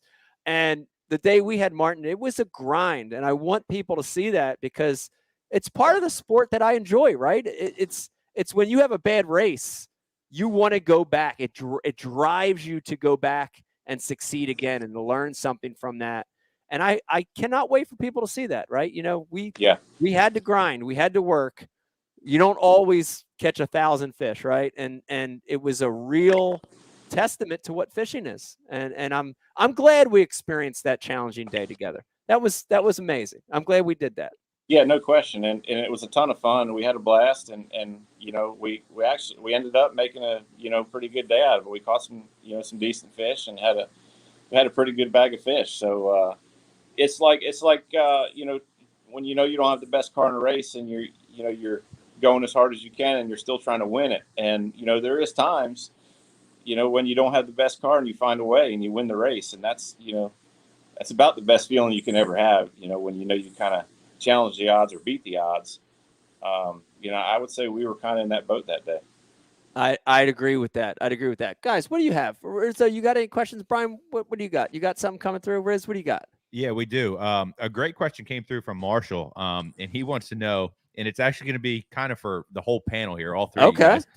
What's worse, a replacement fighter, a cold front before the tournament, or having to start a race from the back of the pack? Oh, wow! It's a replacement fight, cold front, or start from the back. Figured out how to put it on the screen, so we're really proud of ourselves. Wow! All right, Jim, you want to start? Replacement fighter is pretty bad, right? No. Honestly, in my opinion, it doesn't really matter. Okay. Because I still have to do what I do. Yeah. So I'm gonna go to either the cold front or the starting at the back of the pack. Okay. Yeah. Martin, you want to jump in on this? What's worse? No question, cold front. Cold front. Yeah. Oh yeah, I can win a race from the back. It's hard to catch fish on every cold front. I'm gonna have to agree with you. I'm gonna second that and say cold front sucks. Pretty much sucks, And those cold fronts roll in as soon as the tournament starts or as soon as the camera gets turned on. But you don't get punched in the face. That's true. That's true. But that's true. It's like the further south you go, the worse it is, right? You're right. It's the kiss of death in Florida. You should know that for a fact. Yeah. Man, I had so much fun filming that episode. Cannot wait for you to see it. Cannot wait for people to see it. Martin, I wish you a lot of luck starting next week at Darlington. I hope you dominate the playoffs. I can't wait to watch it. And all the best of the world. Thanks for coming on the show. And let's fish again, man. Let's fish again soon. Yeah, let's do it. For sure. I really appreciate it. It was a pleasure and an honor to be on your show. Good luck with it. I'm excited to see it, and I hope everything goes well for you. We'll see you down the road. You got it. We'll see you. Martin Truex Jr., right. everybody. Yes. See you guys. Yes. I don't know. I think cold front and start from the back are the two tough ones. Like a replacement fighter, right? It's like maybe trying to catch a different species of fish. Yeah. Right. Like, and if you're finessing, you might have to play something different. But if you're a power fisherman, and I consider myself a power fighter, I'm just going in and I'm doing what I'm doing. Right. You're just doing it. That's right. Yeah. I'm putting the bait in front of the fish. Right. I'd agree with that. I have a real quick question that I have to ask you, Jim, and this stems from even my early childhood. Is it intimidating when you're in a fight with someone that's bigger and taller, or is it not as intimidating? Is it always strategy? Because that was one thing that got me, like even just in like childhood brawls and scraps. If I was somebody that was my level, I'd feel confident. But once I got to someone that was taller or bigger, I'd always just kind of be like, yeah, dude, you were always a prick. I know, but I'm just saying it's intimidating. It's intimidating to have a. Luckily, me and you only fought once. Yeah. That's right. You know what? I'm one of the shortest lightweights in the UFC. Yeah. So I'm always fighting guys that are taller than me. Right. And I trained with my brother for years, so I was always training with somebody that was 2 weight classes above me as well. So it never bothered me. Right. It's about the style in which you fight, right? Like if you're going to be the small fighter inside the cage, you have to fight like the small fighter. You can't fight like you're the big guy. Right. So you just have to use what strengths that you're going to have over your opponent, which in a vast majority of the cases is going to be your speed and stuff like that. So right. It's just fighting in that way. Yeah. It's it never really bothered me. Yeah. Even on the mats training, I always found the guys with like bigger arms are easier to straighten. Right. Because more surface area. Well, because they're used to powering out of it, right? And like once you hit a certain size, and fortunately I'm that size where I could deadlift more than anybody can single arm bicep curl. Right. So as long as I isolate it and then I use my body where it's strong, nobody's going to be able to just bicep curl through my armbar or something like that. Right. And everybody's neck is really the same. You put your arms around it and you squeeze hard enough. Right. Right. They go to sleep. So. I figured that out. I can't wait for you to see the show, but I figured that one out pretty quick. He put you in a rear naked? It wasn't a rear naked. It was or was it a rear naked? I can't remember. Yeah. You have to watch the show. Yeah. Yeah. I don't want to give too much away, but might have been a guillotine. It was a guillotine. Yeah. It was a guillotine. Oh. I don't want to give too much away, but I was supposed to tap when I started feeling a little. Really? And I never give up. I forgot to tap. You never gave up? Never gave up on that. I forgot to tap. Let me remind everybody, you're watching. I'm having so much fun tonight. I hope you are too. You're watching a My World special, and we're talking about my brand new TV show called My World. It's airing on CBS Sports Monday nights, 9 p.m. Eastern time. And guess what? That's tomorrow night, Rizzo. Tomorrow night, 9 p.m. Eastern time, you're going to get to watch the first episode. It's been such a blast filming these. And here's something I want to mention before we get our next guest on. Yes. Which is, Jim, it's been fun to get to know and train and work with and jump into the world of different athletes, right? So mainstream sports, I would consider your sport mainstream sport. Lane Johnson, I would consider mainstream sport. Even Martin, right? NASCAR's pretty mainstream. Oh, yeah. But Kyle Troop, bowling a little more off the mainstream. Mm-hmm. And our next guest, I would definitely say this sport is a little more off the mainstream, but just as grueling. And these guys are just as good. And I think we've got our next guest lined up. And joining us right now, great guy, good friend, cannot wait to talk to him. Keyshawn Whitehorse, professional bull rider, joining us here on the show. Keyshawn. Yeah. Hi. How you doing? Oh, I'm doing great. I'm fantastic. Good to see you. Okay, first things first. Where are you right now? Are you home? Where are you at? Prairie. Yeah. Yes, I am. I am home. I had to kind of go a little bit away from the house to have better connection to do this. That's awesome. So you drove to get a signal for the show. Yeah. Yeah. That's awesome. Thank you. Thank you. I appreciate that.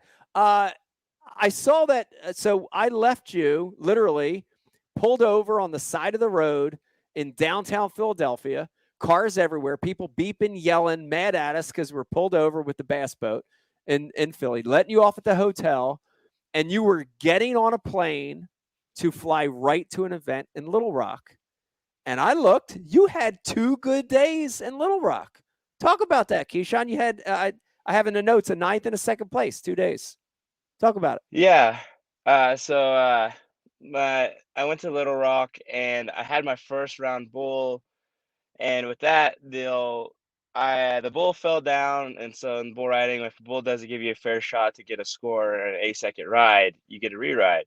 Well, the bull fell down, my hand got stuck in the rope, and I got stomped on all over. My vest broke open and everything. And then they gave me a re-ride, and I was able to convert for an 88.5, I believe it was, on a bull I hadn't ridden before. But I was pretty messed up. I had a cut in my forehead. I thought my foot was broke at that point, but it was just swollen up, and then I re-sprained my MCL that was just then healing up. But then soon after that, they have a bonus round called the 15-15, which is the best 15 bulls in the world and then the best 15 riders. And I was able to go 90.5. I think I took second in that 15-15. Yeah. So it worked out. It did work out. And so Becky, my wife Becky, showed me the clip and on social media, and I can't remember where we were at. We were somewhere, and I saw the clip, and dude, my stomach got cramped up just watching it. That was scary looking. For me watching it, it was a scary, scary thing. And it's crazy because we talked about it a week before. We were gone over scenarios where, you can get hurt, you can get thrown from the bull, and then it ends up happening. Was it? Is it as scary as it's happening, or is it more scary watching it after it happens?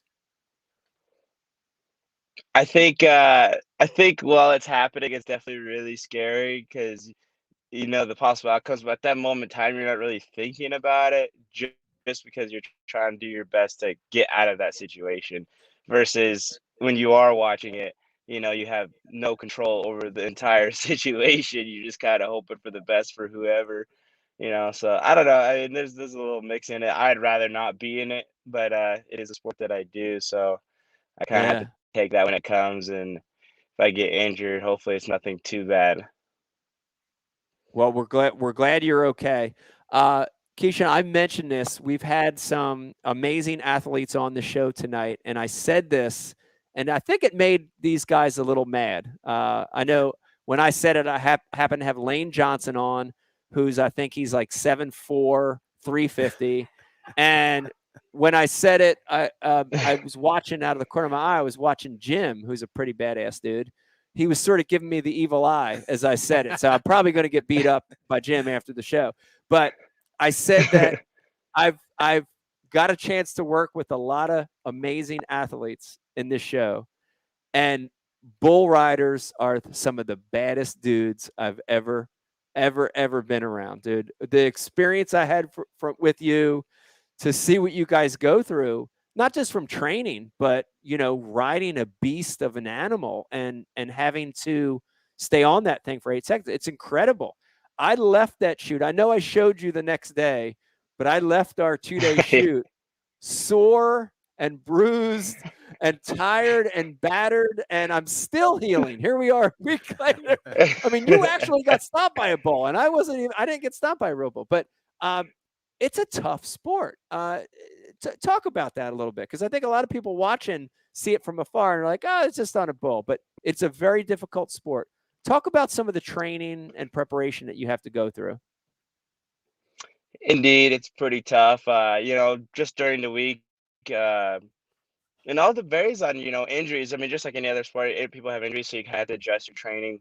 For me, I like to do like strength training on Mondays and Tuesdays mainly, and I'll get on practice bulls on a Wednesday, and then come Thursday and Friday, I'll either stretch or I'll just keep doing just kind of cardio, nothing too much strength training wise, and that's my in season kind of deal going on there.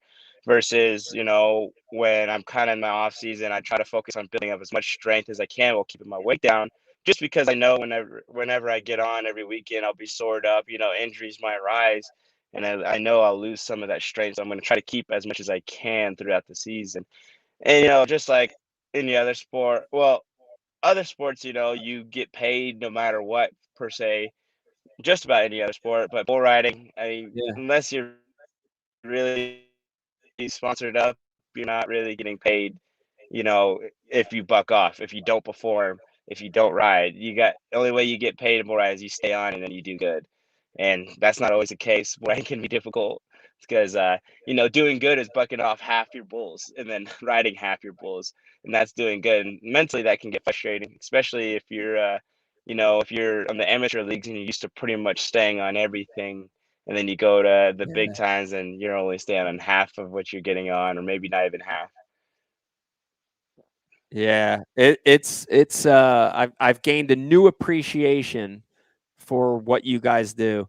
I did want to bring this up too, Keyshawn, real quick. So the weekend after we filmed, Becky and I and the family got to go to Cowtown again, where we filmed in Cowtown, the bull riding portion, which is the oldest.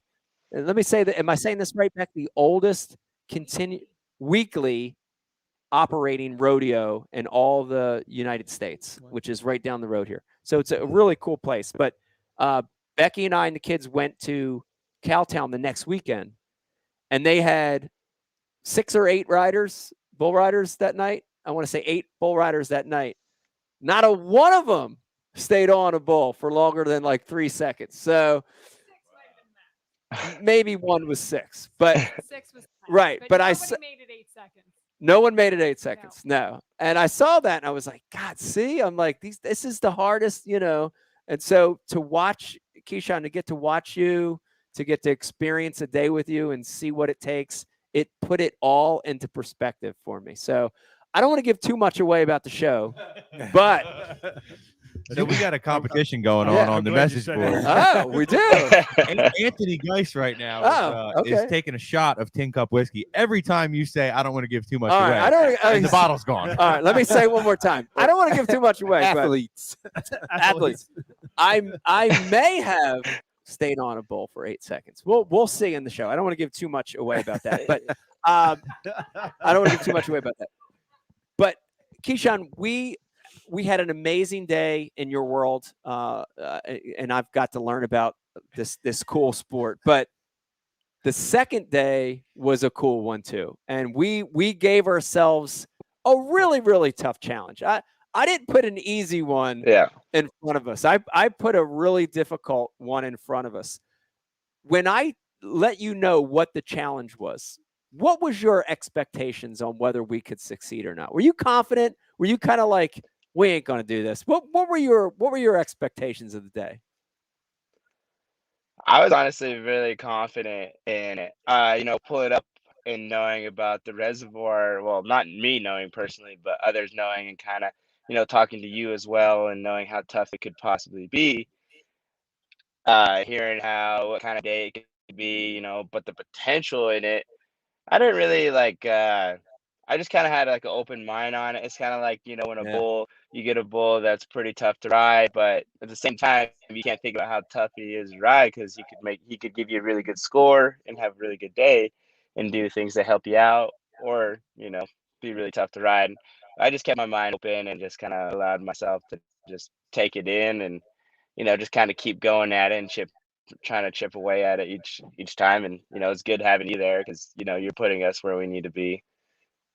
It was awesome. It was one of those grinders in Jim. It's a lot like our day, which is it wasn't easy, but when you get to the end, right? When you get to the end of the fight or when you get to your 8-second mark, it's kind of like it feels better when it's more of a challenge, right? It's like sometimes those easy ones, you're like, yeah, that was cool, right? But the tough ones feel better in the end. And that was our day for sure, I think.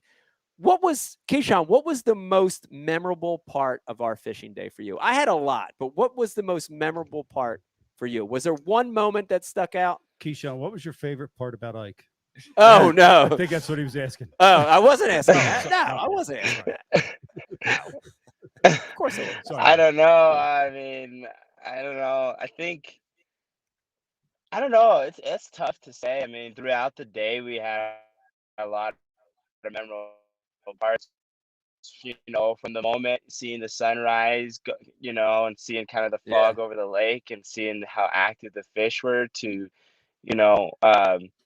making our way across the lake and kind of figuring out the pattern that needed to go on, to those struggles, and then to some of the successes, and then maybe to the part of where it was coming down to the wire, where we were needing to capitalize on the challenge. I don't know. That's really tough to say, but I want to say maybe at the very least, my favorite moment was just kind of from the beginning, the simple factor of kind of the calm before everything, which was the beginning of the day, because, we had a high expectation within ourselves. The confidence was there. And then, we were able to kind of key in on certain things, and we just got kind of excited for the day. I mean, I think that was kind of we had the most energy and the most, a lot of confidence in what we were doing at that moment in time. And I don't know, it was just kind of like a refresh start right there. I really like that part. It was the beginning of the day, although there was many others that I could probably say. Yeah, you hit a key topic, which I think if you fish, I don't care what you fish for, right? Saltwater, freshwater, trout, bass. I think what you said, Keyshawn, is true. And Jim, tell me if you think this is true. That moment when you start your fishing day, right? There's something about that. You know what I mean? Like it's the great unknown. You haven't made that cast yet. For Keyshawn and I, it was that fog rising. For me and you, it was the walk in, right? It's that moment before it happens. That's a pretty cool thing in fishing. Wouldn't you agree? I agree. Yeah. Yeah. You know, the anticipation, not knowing, you know, you got the hope that the day turns out great. Right. But there's also that little bit of like, you know, if there is a struggle, then it tends to be a little bit more memorable. Yeah. But yeah, that anticipation is it's always fun. It's a cool part of the day. I do want to throw something else at you, Keyshawn, and I got it. This is I'm going to admit this, and I got to be honest with you.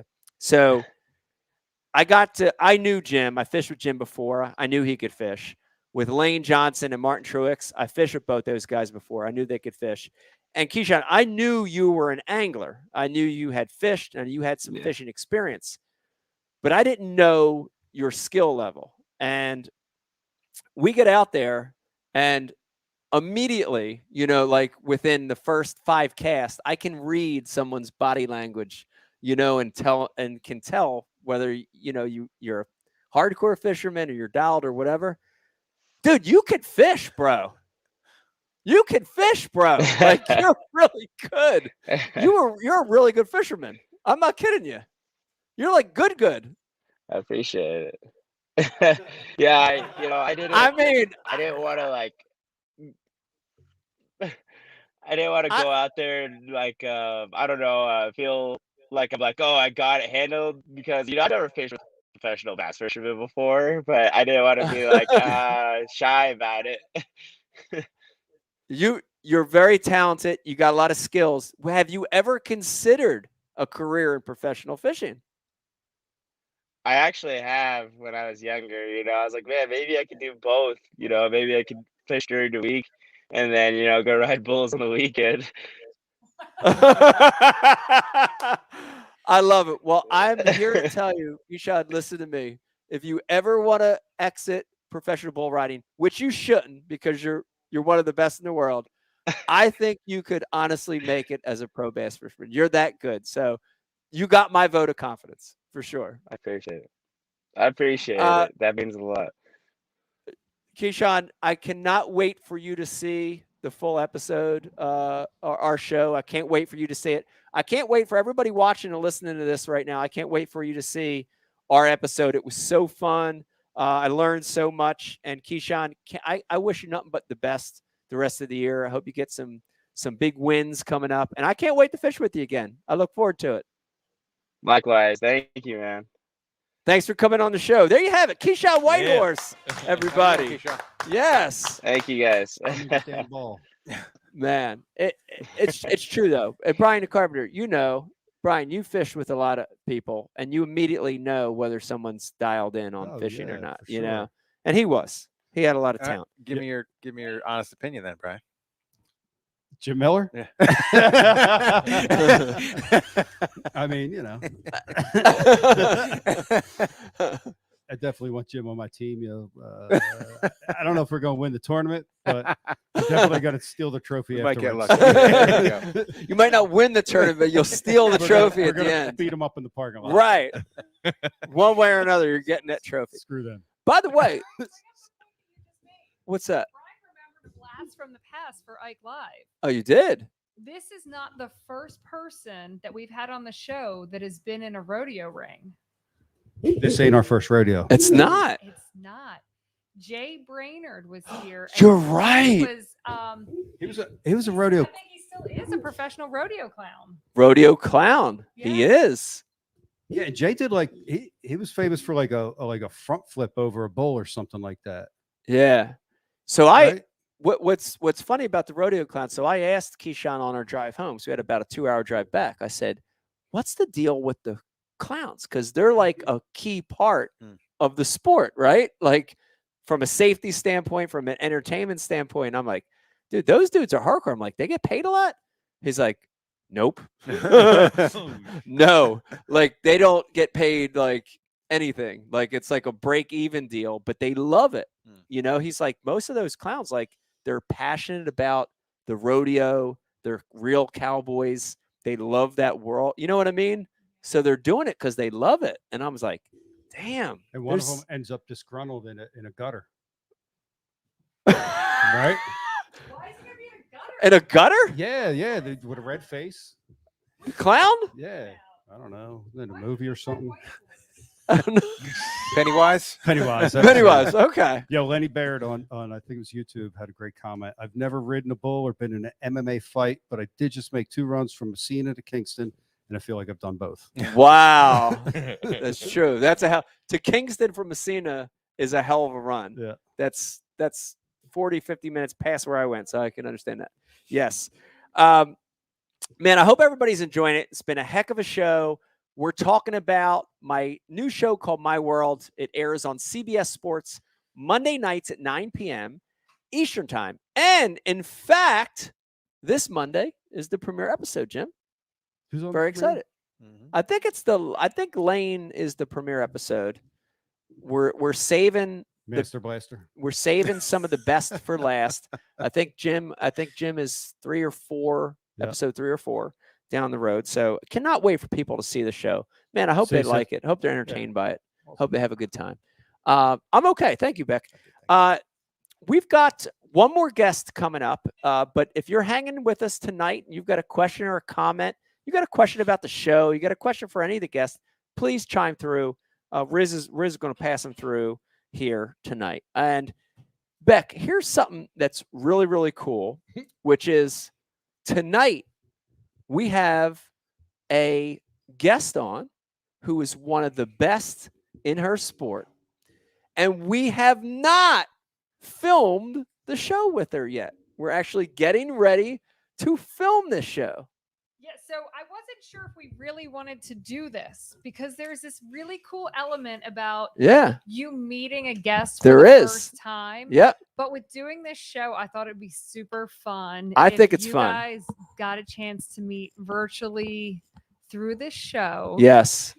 And then you guys are going to physically in person meet in about 2-3 days. Yes. And you're going to film the final episode of The My World. final episode, Yeah. which I'm very excited about. This is the exclamation point. It's the grand finale on a great first season. So I'm excited, and I'm excited to meet her virtually. One of the world's best women golfers, LPGA Pro. This is amazing, Jim. This is going to freak you out. Over 3.5 million in winnings already, which is incredible. And joining us now, cannot wait to meet her. After we just talked about like rodeo clowns, I know. break even. I know. Like, let's bring. I know. Well, this is great. I can't wait to meet her. Marina Alex joining us right now live on the show. Hey guys, how are you? Hi. How you doing? Great. How are you? Good. It's so nice to meet you virtually. Yeah, thanks so much for having me on. I'm a little nervous about the next couple of days, but I'm excited. Well, the same for me. I got to say the same. I'm nervous because I got to be honest with you. I want to tell you up front. I am pretty much the Happy Gilmore of golfing. I've golfed very little. I've mini golfed more than I've golfed, and when I have golfed, I get very frustrated and mad with that little white ball. I cannot wait to learn from you. I cannot wait to jump into your world. I'm so excited. I got butterflies about it. I really do. I am too. I definitely think you might be better at the golfing than I'm going to be at the fishing. So, but I think I'll get you better at least. Well, I want to start by saying I got a chance to watch some YouTube stuff with you, some social stuff with you, and I can tell you're super passionate about the sport. Walk us through a little bit, because I know a lot of the guests we've had on tonight. I know with Jim, he's wrestled in high school. He was a collegiate wrestler. How did you get into it? Is this something you've done since high school, since college? How did you fall in love with golf? Well, my dad is a huge golfer. So my brother and I actually started when we were really little, like 4 and 5 years old. We had a club in our hand. I actually think my first tournament, I was 7 years old, just like a 9-hole little peewee. My dad was caddying for me. This is a cool story. Like I grew up in New Jersey, and there's just not a lot of girls junior golf in New Jersey. You know, it's few and far between. And we were playing a tournament, and it was pouring rain. I mean, it was awful. And my dad was like, "Let's just finish. Just doesn't matter what you shoot, just finish." and I was the only person to finish. Like all the other girls and whoever else just quit because it was so brutal. And I Yeah. won, and I got like a first place prize, like a trophy, even though I was the only person left playing. That's awesome. But I didn't know the difference. So that was kind of just like the beginning of it. And I was like, well, this is kind of fun. You get to go home with a trophy.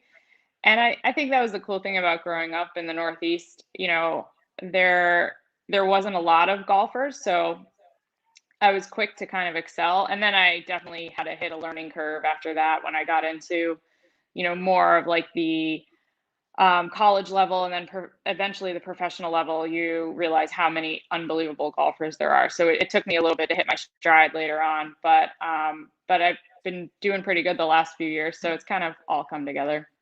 Yeah, it's awesome because as you were talking, there's similarities there, which is my family, my uncle, my grandfather, very instrumental in getting me fishing. Jim, I know you're the same. We talked about it before.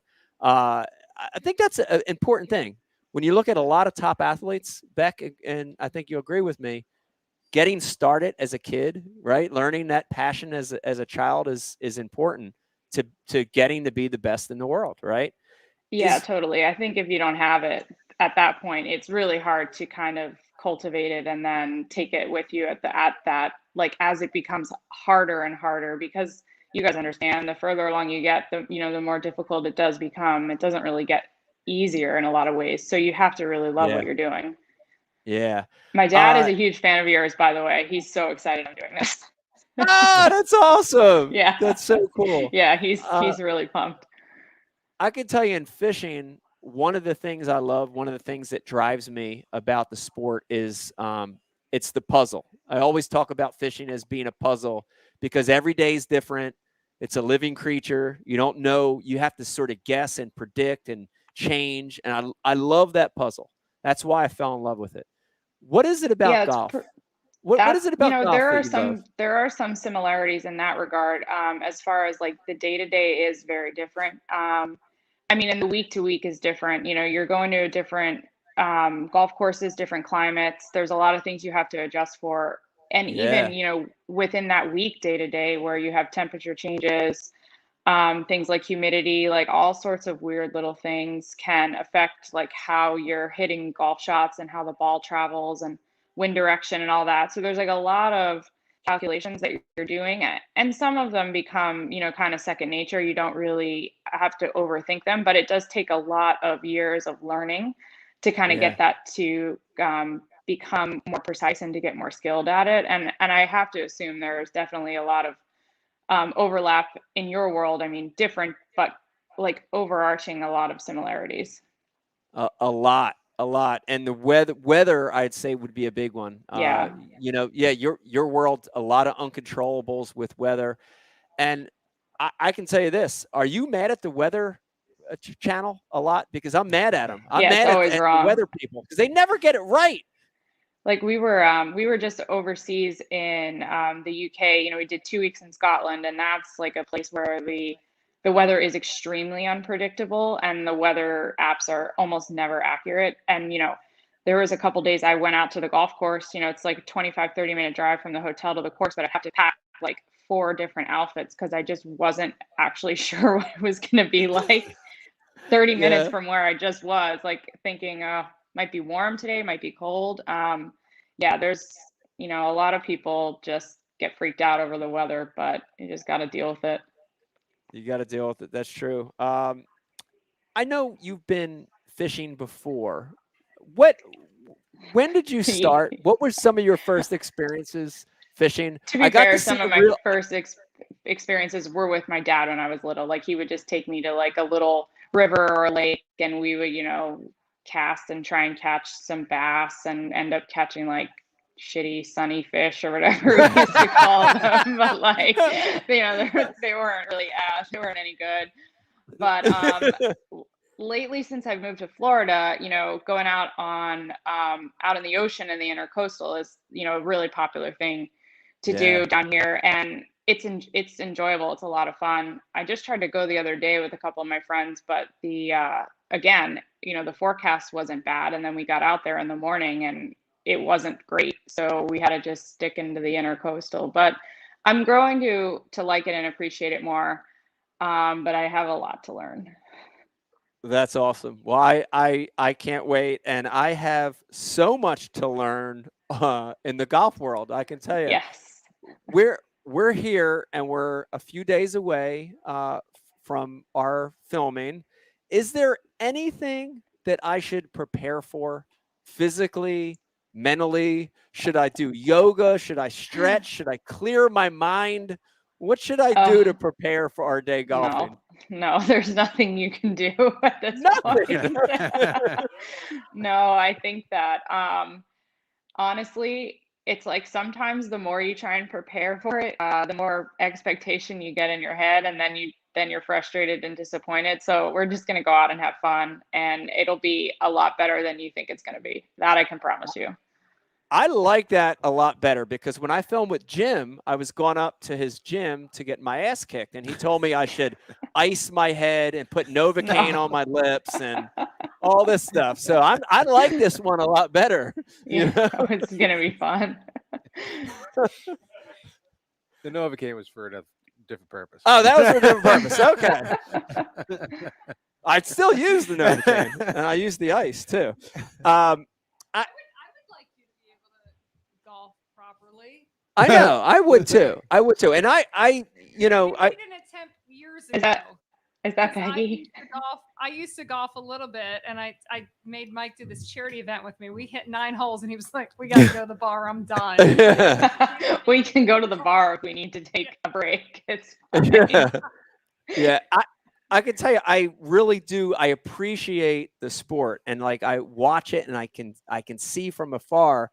But the conversion I have to learn is the best comparison in fishing is patience, right? Like my style in fishing is I like fast paced. It's hard for me to slow down. It's hard for me to like see the bigger picture, right? Because I want to go. And I think that's a big thing that I can't wait to learn is that slowing down, concentrating, the technique. Like I've never really did that. I just kind of wanted to hit. So I'm looking forward to that. I'm looking forward to that learning process. Yeah, that's the difference between golf and a lot of any other sport, really, where you're very reactionary and you're just kind of like feeding off of, what's going on around you, and also a team, where this is just you're out there on your own and you're in control of how you're swinging the club and the contact that you're making. So yeah, the patience element and kind of the calm and all that you do need. But then, there are some golfers out there that channel that very high paced energy, like in a good way. So we can figure out how to make it work. Yeah. I think we can use that to your advantage. I hope so. I'm super excited because I think last time didn't I yell? What happened? I threw a club in the pond and I yelled at the ball. What happened? Oh boy. Yeah, it was bad. Maybe we do have some work to do. I'll be well behaved for our shoot. Though. Anthony Geist wants to know why he's so Jersey, like he yells. I know. I am pretty Jersey. We got a question coming through the message board. Yes, What is it? Anthony Geist wants to know why they use such a small pencil. Oh, what in golf? For the scorecard? Yes. This question is coming from obviously someone that doesn't golf. So. I think so. It fits in your pocket. That's what I would guess. That's a good answer. There you go. All right. There's your answer, Anthony. That's a good answer.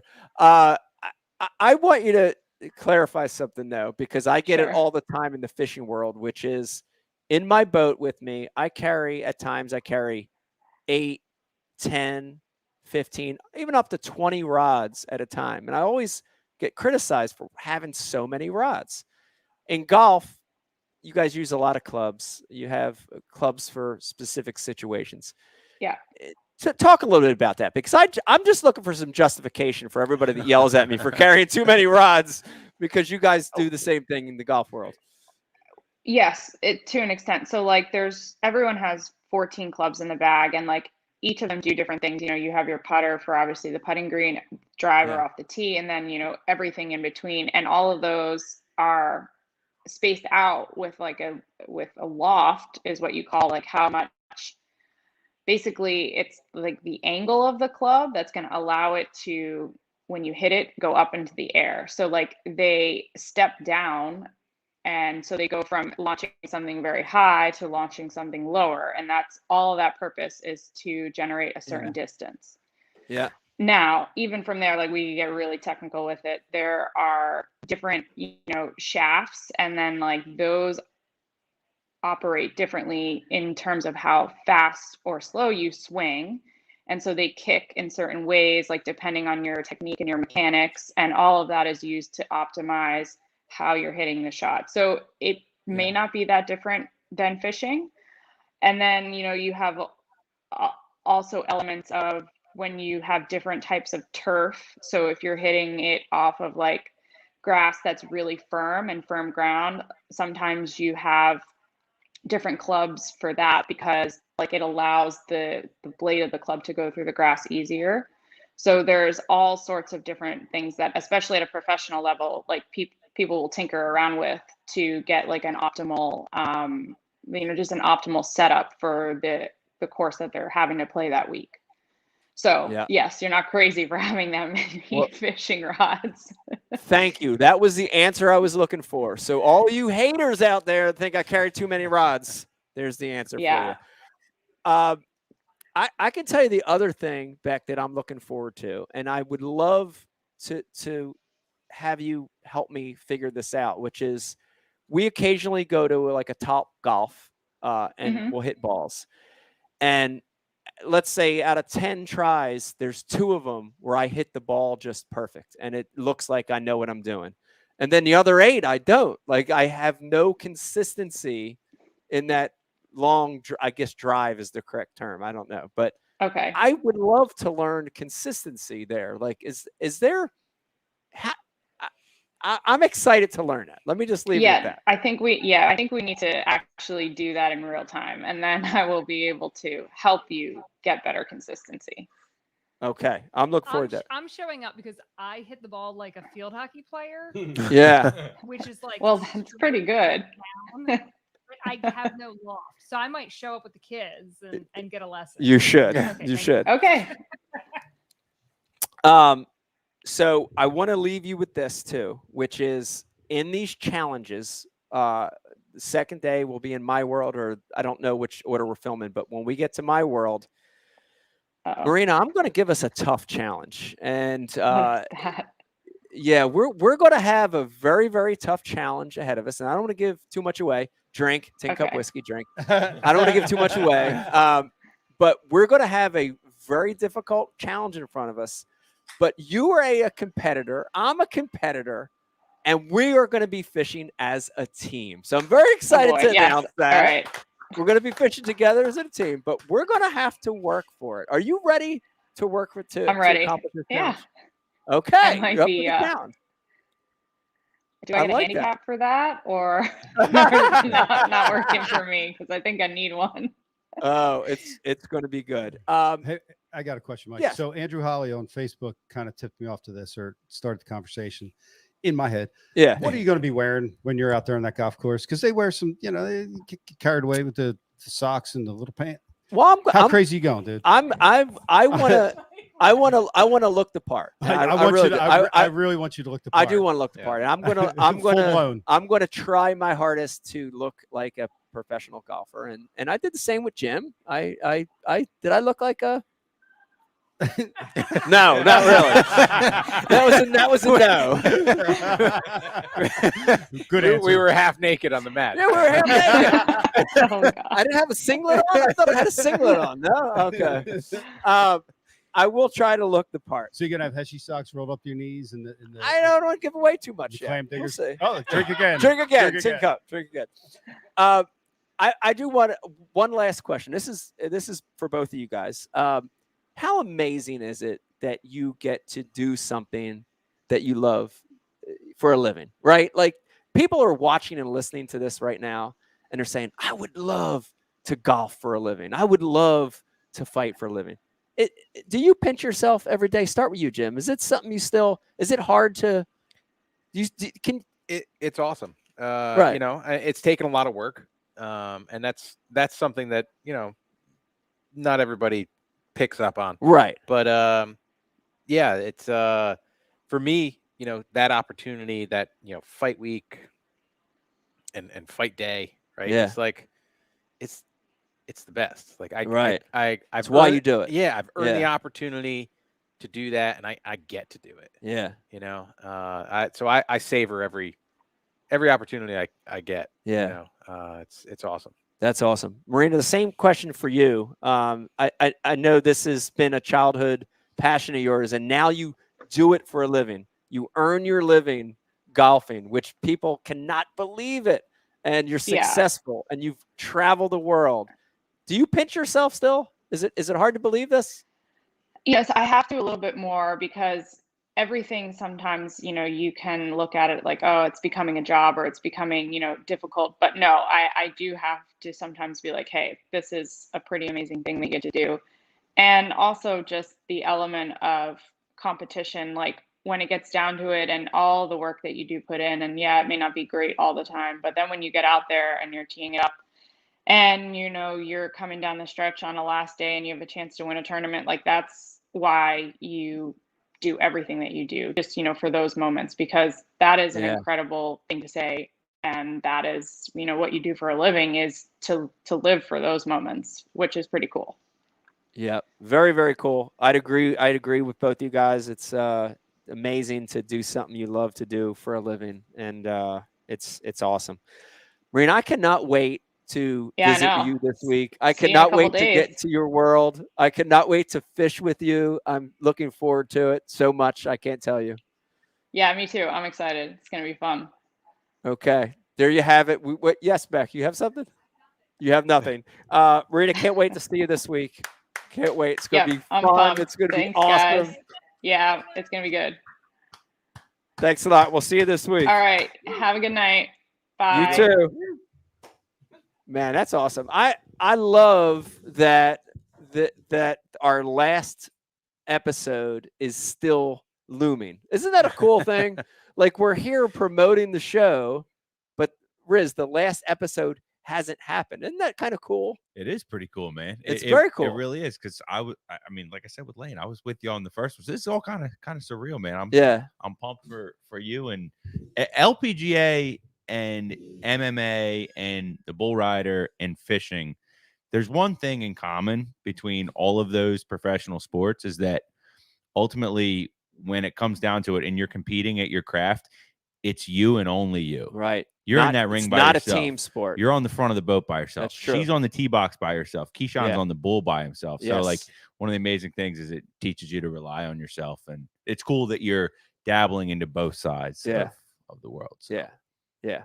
I like team sports, but there is something to be said about an individual sport where, and I've said this to Beck before, but like when I have a bad tournament or a bad event, I like the fact that I can put the blame on myself and say, here's what I did wrong. Right? You're not a teammate or not. You don't have to look for What accountability. I mean? It's on you. I like that. I might not like it at the time because I'm punching holes in the drywall, but I do like it in the long term, Yeah, it's like I'm my own biggest critic. Yeah. I get these little punks that talk crap in my DM sometimes because my video game character beats them. And they say some really hurtful things. But if they only knew the conversations I have with myself in my head sometimes, where you're like, man, like, because it's, I enjoy it. I thrive in that environment of, personal responsibility. Yeah. So it's I've always liked it. Yeah, it's a great point, Riz. There's something to be said for that. The other thing I'm excited about too, Beck, and we mentioned it, but I like the diversity that we've had season one. The diversity of sports, the diversity of athletes, fisheries. What a great way to end the season with Marina, with a professional woman athlete. I personally am so excited to have a woman involved. Me in too. The show. Me too. It feels like it makes it complete, so very, very excited. Cannot wait for that. Man, I don't know. I'm stoked. I hope people like it. I hope people like it, Same here, man.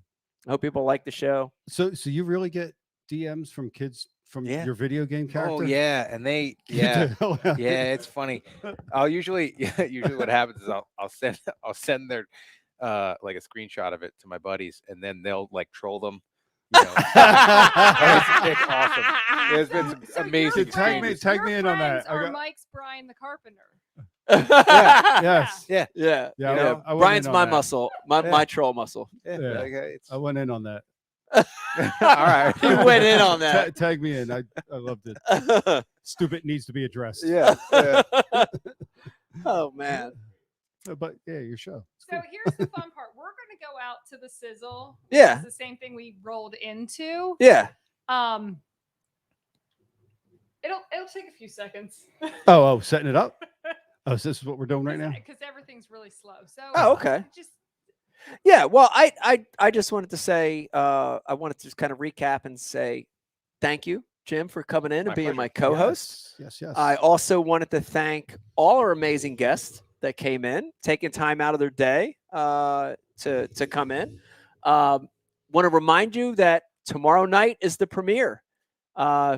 Becky said it best. Google it or go to YouTube TV or whatever you want to do to find CBS Sports Monday nights, 9 p.m. Eastern time. The premiere is tomorrow. What's tomorrow's date, Riz? What is tomorrow's August 30th. 8:30. Yeah. Yes, August 30th, a great premiere. I hope you like the show. I hope you enjoy it. If you do, please go and leave comments. Leave comments there on the website. Leave comments on my social sites. We're going to be doing a few more of these as the season progresses. Yeah. And I'm going to be hopping back on a live tomorrow night right before the show, too, Nice. just from my phone to give people a reminder. So I hope people like Thank it. you. Switch it to We'll have us a good over time. here. Yeah, want to thank. Shout out to us. Yeah, want to thank the rest of the Guggen squad here. Want to thank Brian Becky Carpenter. smells great tonight. By the Yes, way. Brian Carpenter for producing. Beck for co-producing. Beck, what are you wearing? Riz for co-producing. Go. Co-producing. Co-co. Yeah, Beck, who are you wearing tonight? No, what's that smell? Oh, what are you wearing? Oh, the smell is Gucci. My clothing is yours from Anthropology. Jim, who are you wearing tonight? John Deere. Yeah. It's a cool shirt. John Deere. Well, All right. smells like beef jerky. Smells like beef jerky. Yeah. Thanks, and again, thanks to all our guests. Thanks to viewers. Jim, you want to shout anybody out before you want to promote anything or shout anybody out real quick before we go here? You got anything? Want to say hi to anybody? Check out my fight Yep. September 18th. Yes. Don't pay attention. ESPN? To the 2 years ESPN, ahead. correct? Yeah, it should be on ESPN. I think. Okay. There's so many different places that it can be. Yeah. From ESPN, ESPN Plus, Yeah. whatever. But I believe it's Just on Google ESPN. it. Yeah, just Google it. Yeah. Google it. Or YouTube TV. Don't be lazy. Just Google it. Thanks, Jim. Yeah. Jim, we'll be watching. We All right. will be watching. it. Always. We'll be watching it. I'll Google it so Yeah. I know where to watch Yeah. it. Yeah, how about the This one's going to be at the Apex, so it's the small arena that they've got now. in Vegas? Yeah, in Vegas. It's like the TLA for concerts in Philly. Yeah, I Small like the venue. TL. It's Yeah. cool because it's like very, like you're in and out. Yeah. You know, fighting in front of the fans is awesome, and you know, I definitely can't wait to fight in front of the fans again. Yeah. But the small venue is pretty sweet too. Right. So no fans on this one. They're minimal. Wow. Yeah, I think it's only a handful of tickets that they sell. But Holy shit. Yeah. Here we go. it's weird. It's quiet. You can hear like all. Yeah, I know from watching. Yeah. It's definitely different. What about the no fans arenas that put the giant cardboard heads in the seats? That kind of freaks me That's out. weird. It's I thought you were right? talking about MLF. No fans. Well, MLF has no fans too, but they don't even put the big heads in the seats. See, that's what they need to do. Yeah, the big heads are weird. Yeah. I agree with that. I think they're weird. I hope everybody had a great time watching tonight. Look forward to it. Hope you enjoy it. And that's it. What else? Becky muted me out. I'm still saying goodbye. She cut my mic. She's afraid you're going to give away All right. too much. Bye, everybody. Not to give too much away, but not to give too much away, but bye.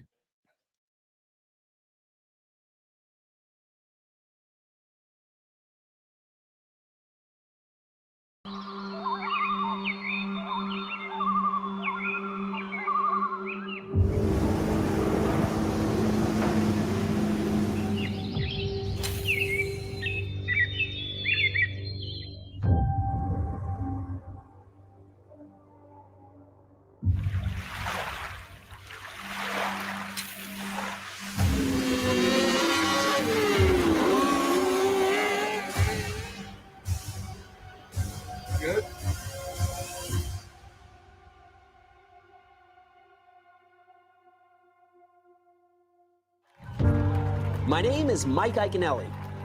They call me Ike. I've been a pro bass fisherman for almost 25 years. My world is fishing. Never give up! Never give up! I've reached the pinnacle of my sport. I've won the Bassmaster Classic and Angler of the Year title. This is what happens when you get a Super Bowl champ and a Bassmaster Classic champ in the same boat. I want to meet people who have also reached the top of their professions. I told you, Mike, never give up. Fellow athletes with a passion for what they do. It's quite a way to make a living, isn't it? Wow. Yep.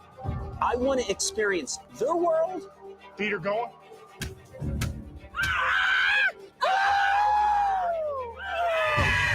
Then bring them into my world.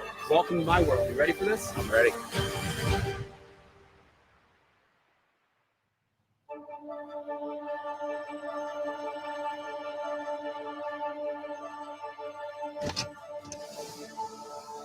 All right, I just pulled up to Lane Johnson's house. Today, I'm going to enter his world and see what it takes to become an all-pro NFL lineman. Yep. Feet are going. All right, here we are. Just got here to meet my good friend, Jim Miller. I'm here to step into his world and see what it takes to be a professional UFC fighter. I'm here to meet my good friend, Martin Truex Jr. Martin is a superstar of NASCAR. I'm here to jump into his world and find out what it takes to become a NASCAR champion. Martin! Mike! You're here already! Yeah, buddy. Are you saying you beat me here? I did. I got here quick. Welcome to my world. Here's the challenge. We got to catch a largemouth bass. All right. Oh, yeah. We got to catch a striper. Striper! Hey, three. And we got to catch a channel catfish. Oh! Catfish.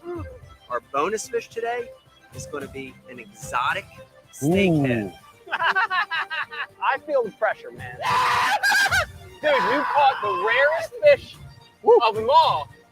That's a snakehead. Look at the teeth on that thing. We got a real good challenge today. The challenge is 2 bass over 5 pounds. 1 down.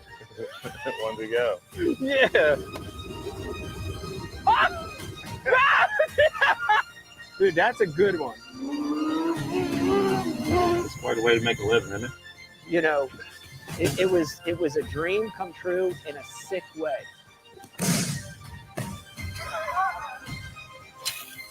Got one. Here we go. That's a good first fish, man. Beautiful. That's again! Yeah. Got him! Go. Ah! Let me out of here! Mwah. I'll take it. Welcome to my world. You ready for this? I'm ready.